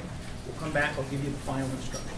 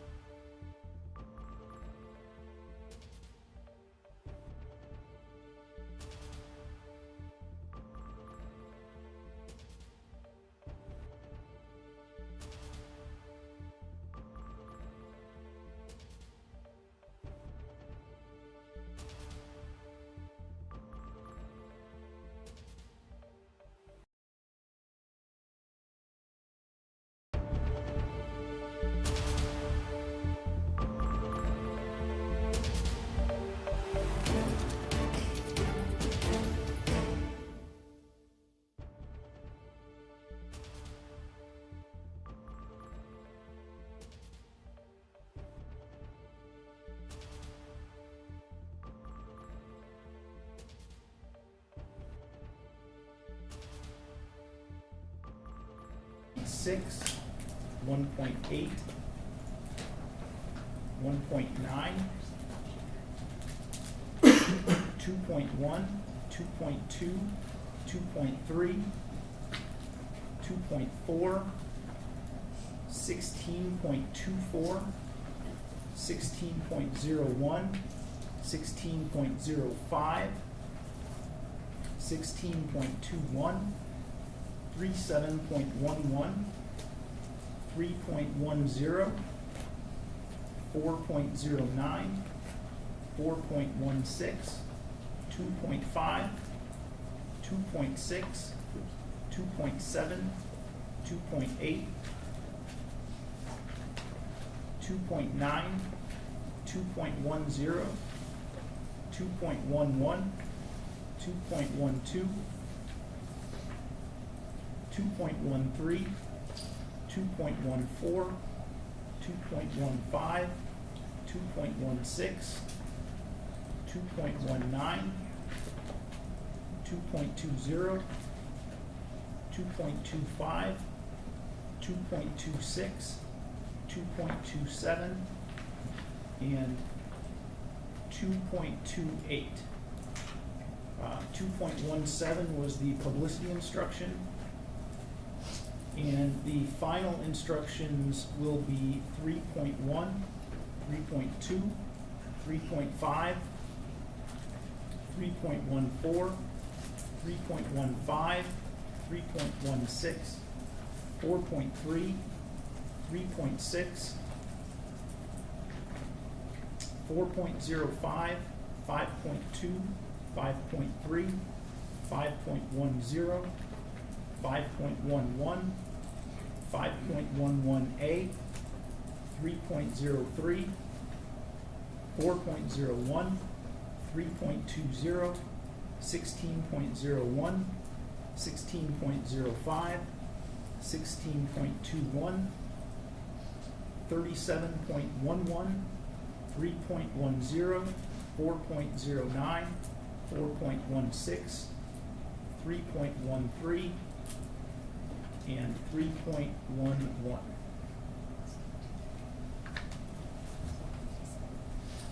All right, at this point, why don't we take 10 minutes for people to get up and stretch for a moment, and we'll come back then and resume with the final instructions.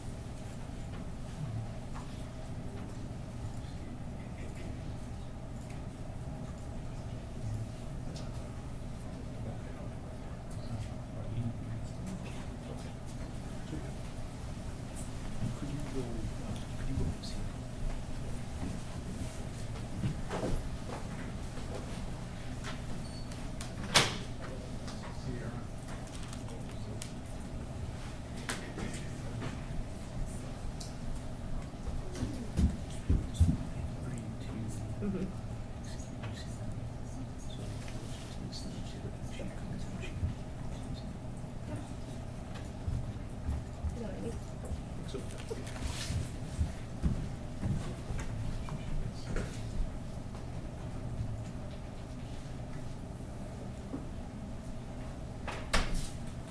All right, are we ready to bring the jury back in? Yes, Your Honor. Yes, Your Honor.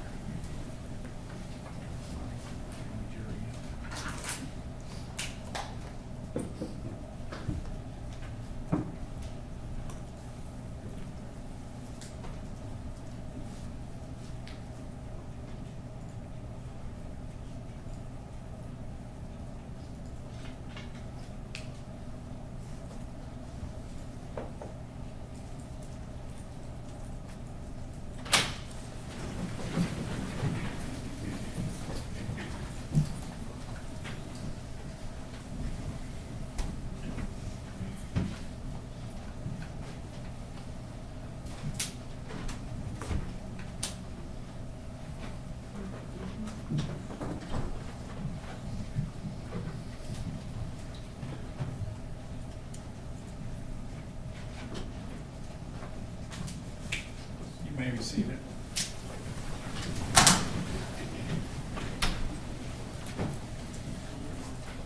Members of the jury, the evidence and arguments in this case are finished, and I will now instruct you on the law. That is, I will explain the law that applies to this case. Remember that you have taken an oath to return a true and just verdict based only on the evidence and my instructions on the law. You must not let sympathy, bias, or prejudice influence your decision. You must avoid reaching conclusions that may have been unintentionally influenced by stereotypes. You must reach your own conclusions about this case individually, but you should do so only after listening to and considering the opinions of the other jurors, who may have different backgrounds and perspectives from yours. As jurors, you must decide what the facts of the case are. This is your job and no one else's. You must think about all of the evidence and then decide what each piece of evidence means and how important you think it is. This includes whether you believe what each of the witnesses said. What you decide about any fact in this case is final. It is my duty to instruct you on the law. You must take the law as I give it to you. If a lawyer says something different about the law, follow what I say. At various times, I have already given you some instructions about the law. You must take my instructions together as the law that you are to follow. You should not pay attention to some instructions and ignore others. To sum it up, it is your job to decide what the facts of the case are, to apply the law as I give it to you, and, in that way, to decide the case.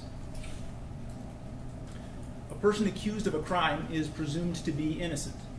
This means that you must start with the presumption that the defendant is innocent.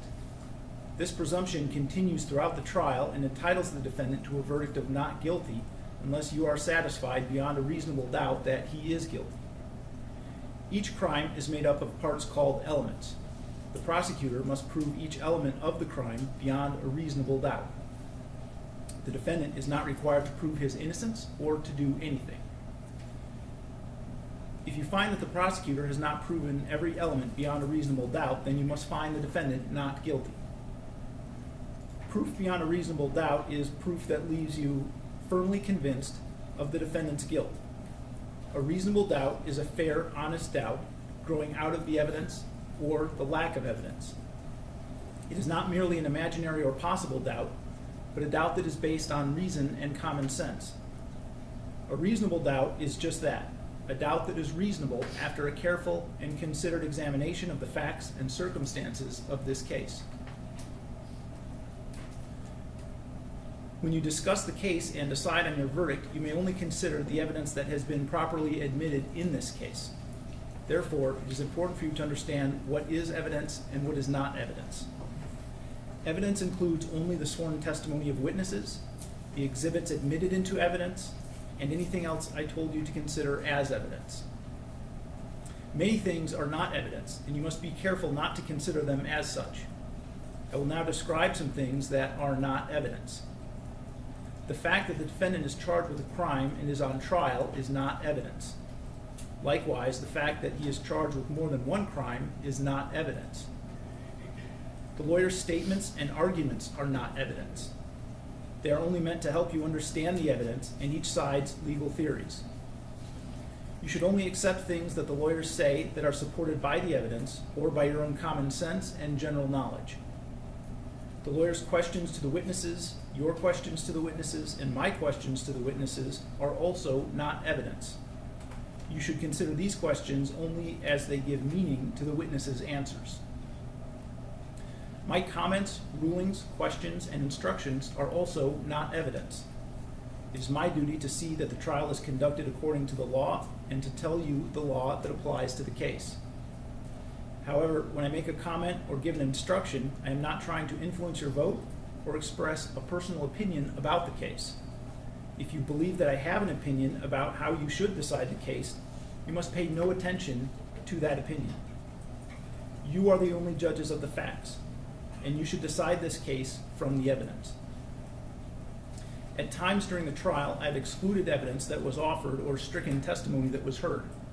Do not consider those things in deciding the case. Make your decisions only on the evidence that I let in and nothing else.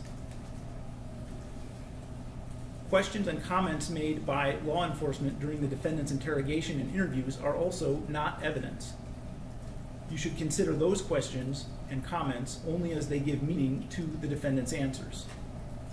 Your decision should be based on all the evidence, regardless of which party produced it. You should use your own common sense and general knowledge in weighing and judging the evidence, but you should not use any personal knowledge you have about a place, person, or event. To repeat once more, you must decide the case based only on the evidence admitted during this trial. If you want to communicate with me while you are in the jury room, please have your foreperson write a note and give it to the bailiff. It is not proper for you to talk directly with the judge, lawyers, court officers, or other people involved in the case. As you discuss the case, you must not let anyone, even me, know how your voting stands.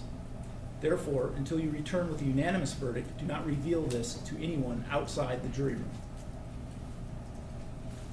When you go to the jury room to deliberate, you may take your notes and the full instructions. If you want to look at any or all of the reference documents or exhibits that have been admitted, just ask for them. When you go to the jury room, you will be given a copy of the instructions you have just heard. As you discuss the case, you should think about all my instructions together as the law that you are to follow. Facts can be proved by direct evidence from a witness or an exhibit. Direct evidence is evidence about what we actually see or hear. For example, if you look outside and see rain falling, that is direct evidence that it is raining. Facts can also be proved by indirect or circumstantial evidence. Circumstantial evidence is evidence that normally or reasonably leads to other facts. So, for example, if you see a person come in from outside wearing a raincoat covered with small drops of water, that would be circumstantial evidence that it is raining. You may consider circumstantial evidence. Circumstantial evidence by itself, or a combination of circumstantial evidence and direct evidence, can be used to prove the elements of a crime.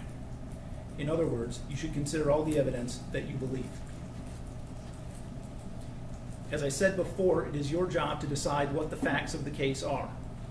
You must decide which witnesses you believe and how important you think their testimony is.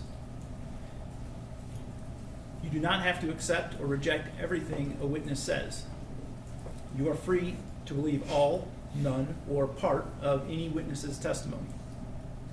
In deciding which testimony you believe, you should rely on your own common sense and everyday experience. However, in deciding whether you believe a witness's testimony, you must set aside any bias or prejudice you may have and not be influenced by a witness's disability, gender identity, race, religion, ethnicity, sexual orientation, age, national origin, or socioeconomic status. Again, take the time you need to test what might be automatic or instinctive judgments, and reflect carefully on the evidence. There is no fixed set of rules for judging whether you believe a witness, but it may help you to think about these questions. Was the witness able to see or hear clearly? How long was the witness watching or listening? Was anything else going on that might have distracted the witness? Did the witness seem to have a good memory? How did the witness look and act while testifying? Did the witness seem to be making an honest effort to tell the truth? Or did the witness seem to evade the questions or argue with the lawyers? Does the witness's age, maturity level affect how you judge his or her testimony? Does the witness have any bias, prejudice, or personal interest in how the case is decided? Have there been any promises, threats, suggestions, or other influences that affect how the witness testified? In general, does the witness have any special reason to tell the truth or any special reason to lie? All in all, how reasonable does the witness's testimony seem when you think about all of the other evidence in the case? Sometimes the testimony of different witnesses will not agree, and you must decide which testimony you accept. You should think about whether the disagreement involves something important or not, and whether you think that someone is lying or simply mistaken. People see and hear things differently, and witnesses may testify honestly but simply be wrong about what they thought they saw or remembered. It is also a good idea to think about which testimony agrees best with the other evidence in this case. However, you may conclude that a witness deliberately lied about something that is important to how you decide this case. If so, you may choose not to accept anything that witness said. On the other hand, if you think that the witness lied about some things but told the truth about others, you may simply accept the part you think is true and ignore the rest. You have heard evidence that before the trial, witnesses made statements that may be inconsistent with their testimony here in court. You may consider an inconsistent statement before the trial only to help you decide how believable you think the witness's testimony was when testifying in court. If the earlier statement was made under oath, then you may also consider the earlier statement as evidence of the truth of whatever the witness said in the earlier statements when determining the facts of this case. You should not decide this case based on which side presented more witnesses. Instead, you should think about each witness and each piece of evidence and whether you believe them. Then you must decide whether the testimony and evidence you believe proves beyond a reasonable doubt that the defendant is guilty. You have heard that a lawyer or lawyer's representative talked to one or more of the witnesses. There is nothing wrong with this. A lawyer or lawyer's representative may talk to a witness to find out what the witness knows about the case and what the witness's testimony will be.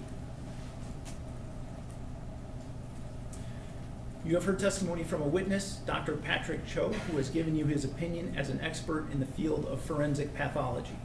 Amanda Isett, who has given you her opinion as an expert in the field of fingerprint analysis. Michelle Ponchke, who has given you her opinion as an expert in the field of paint analysis. Justin Schmidt, who has given you his opinion as an expert in the field of welding fabrication, inspection, and certification.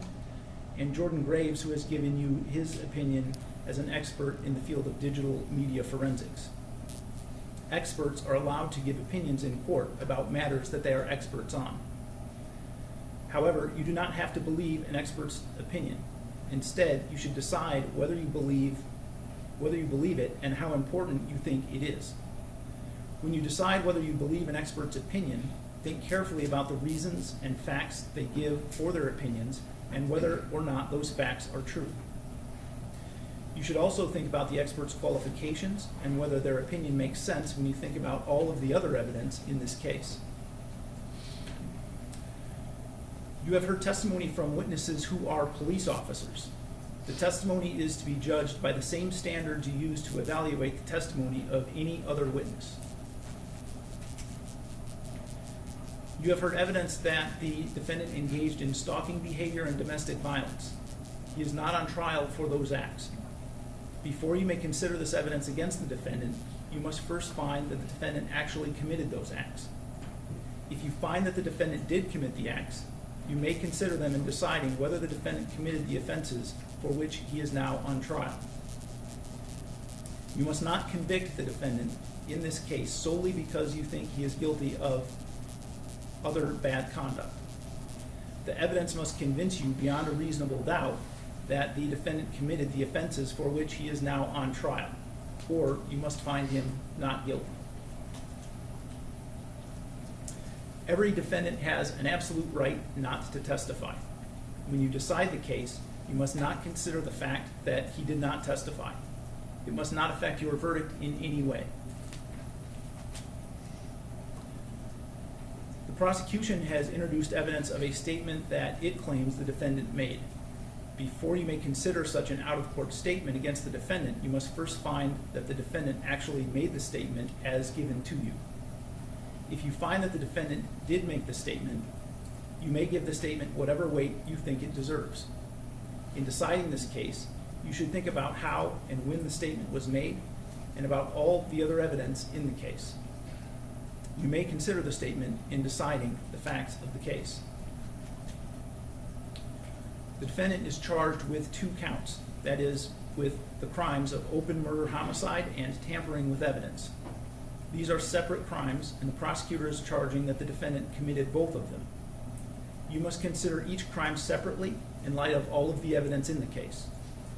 You may find the defendant guilty of all or any one of these crimes, or not guilty. The defendant is charged with the crime of first-degree premeditated murder. To prove this charge, the prosecutor must prove the following elements beyond a reasonable doubt. First, that the defendant caused the death of Dee Warner, that is, that Dee Warner died as a result of blunt force trauma and/or strangulation. Second, that the defendant intended to kill Dee Warner. Third, that this intent to kill was premeditated, that is, thought out beforehand. Fourth, that the killing was deliberate, which means that the defendant considered the pros and cons of the killing and thought about and chose his actions before he did it. There must have been real and substantial reflection for long enough to give a reasonable person a chance to think twice about the intent to kill. The law does not say how much time is needed. It is for you to decide if enough time passed under the circumstances of this case. The killing cannot be the result of a sudden impulse without thought or reflection. You may also consider the lesser charge of second-degree murder. To prove this charge, the prosecutor must prove each of the following elements beyond a reasonable doubt. First, that the defendant caused the death of Dee Warner, that is, that Dee Warner died as a result of blunt force trauma and/or strangulation. Second, that the defendant had one of these 3 states of mind. He intended to kill, or he intended to do great bodily harm to Dee Warner, or he knowingly created a very high risk of death or great bodily harm, knowing that that death or such harm would be the likely result of his actions. You must think about all the evidence in deciding what the defendant's state of mind was at the time of the alleged killing. The defendant's state of mind may be inferred from the kind of weapon he used, the type of wounds inflicted, the acts or words of the defendant, and any other circumstances surrounding the alleged killing. Premeditation and deliberation may be inferred from any actions of the defendant which show planning, or from any other circumstances surrounding the killing. The prosecutor need not prove a motive for the killing, but you may consider evidence of motive in deciding if there was premeditation and deliberation. Motive by itself does not prove premeditation and deliberation. The defendant is charged in count 2 with tampering with evidence. The defendant is charged with intentionally removing, altering, concealing, destroying, or tampering with evidence to be offered in an official proceeding. To prove this charge, the prosecutor must prove each of the following elements beyond a reasonable doubt. First, that there was some evidence to be offered in a present or future official proceeding. An official proceeding is a hearing held before a legislative, judicial, administrative, or other governmental agency, or a hearing before an official authorized to hear evidence under oath, including a referee, a prosecuting attorney, a hearing examiner, a commissioner, a notary, or another person taking testimony in a proceeding. Second, that the defendant removed, altered, concealed, or otherwise tampered with that evidence. Third, that the defendant removed, altered, concealed, destroyed, or otherwise tampered with that evidence. He did so on purpose and not by accident. Fourth, that the evidence that the defendant removed, altered, concealed, destroyed, or otherwise tampered with was used or intended to be used in a criminal case where open murder homicide was charged. The prosecutor must also prove beyond a reasonable doubt that the crime occurred on or about April 25, 2021 within Lenawee County. You may consider whether the defendant had a reason to commit the alleged crime, but a reason by itself is not enough to find a person guilty of a crime. The prosecutor does not have to prove that the defendant had a reason to commit the alleged crime. She only has to show that the defendant actually committed the crime and that he meant to do so. The defendant's intent may be proved by what he said, what he did, or by any other facts and circumstances in evidence. Possible penalty should not influence your decision. If you find the defendant guilty, it is the duty of the judge to fix the penalty within the limits provided by the law. When you go to the jury room, you will be provided a written copy of these final jury instructions. You should first choose a foreperson. The foreperson should see to it that your discussions are carried out in a business-like way and that everyone has a fair chance to be heard.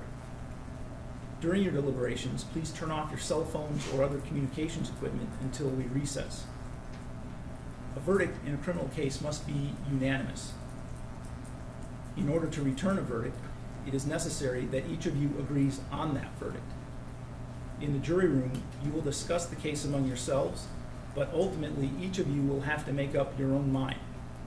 Any verdict must represent the individual considered judgment of each juror. It is your duty as jurors to talk to each other and make every reasonable effort to reach agreement. Express your opinions and your reasons for them, but keep an open mind as you listen to your fellow jurors. Rethink your opinions and do not hesitate to change your mind if you decide that you were wrong. Try your best to work out your differences.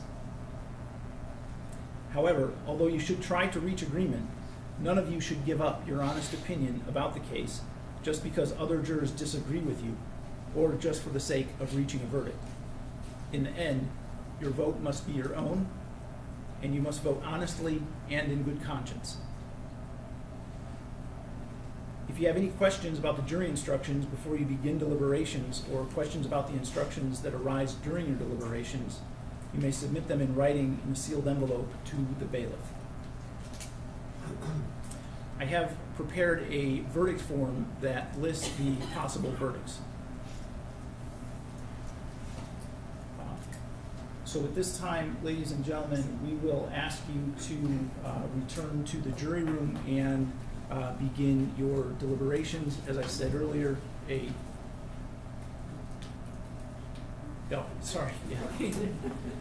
apologize.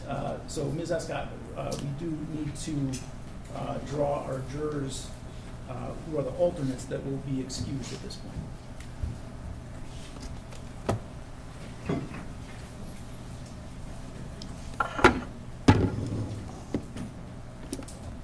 I will call 4 jurors who will be excused at this time.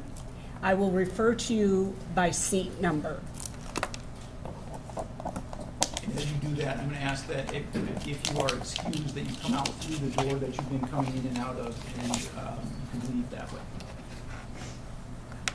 Juror in seat number 11 will be excused by stipulation of the parties.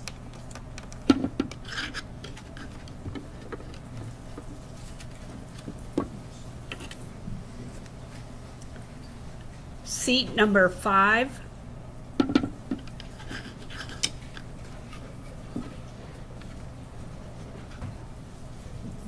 Seat number 14.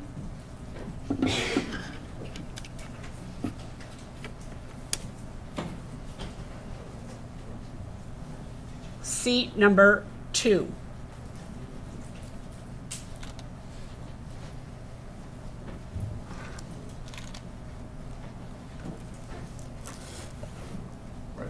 give them a moment to collect their things and to collect their notebooks.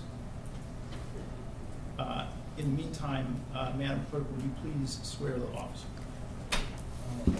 Oh, I'm sorry, I apologize. So we'll need Deputy Esposito to come back. All right.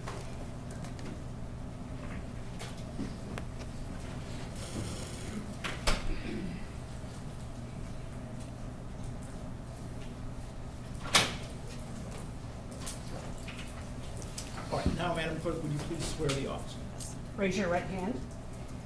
Do you solemnly swear that you will, to the best of your ability, keep the persons sworn as jurors in this trial from separating from each other, that you will not permit any communication to be made to them or to any of them, orally or otherwise, that you will not communicate with them or with any of them, orally or otherwise, except by the order of this court, or to ask them if they have agreed upon a verdict, until they shall be discharged, and that you will not, before they render their verdict, communicate to any person the state of their deliberations or the verdict they've agreed upon.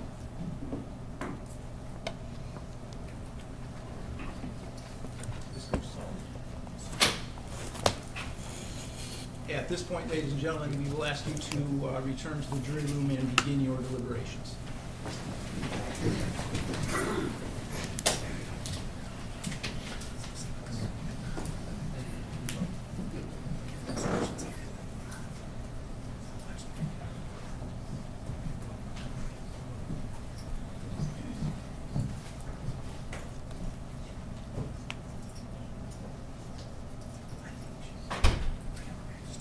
All right, is there anything that either side would like to address on the record at this point? No. We would like a sidebar like Okay, yeah, you can approach. You may be seated.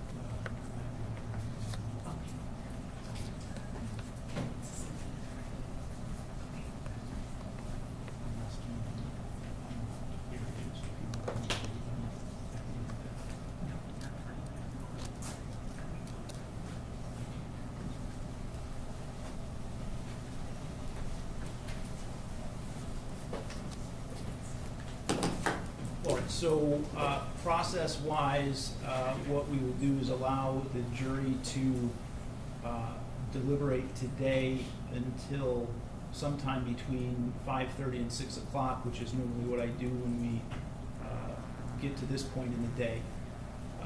There are some issues that need to be resolved in the event that the jurors ask for certain exhibits, and it's my understanding the attorneys are going to work on resolving that now in terms of how to put those in a format that the jurors would be able to work with. That's correct, Your Honor. That's correct, thank you. All right. We will be in recess then.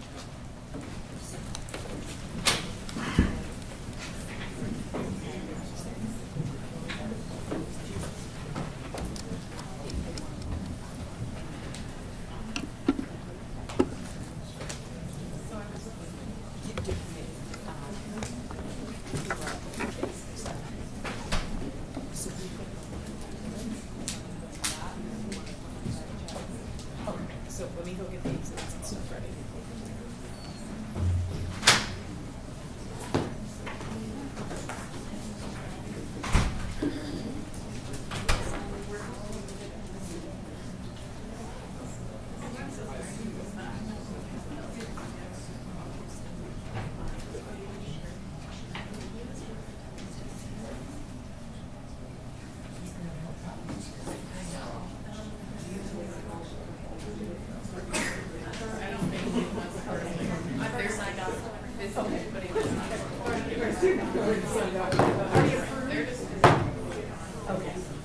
Okay. And you know we only have one and they are.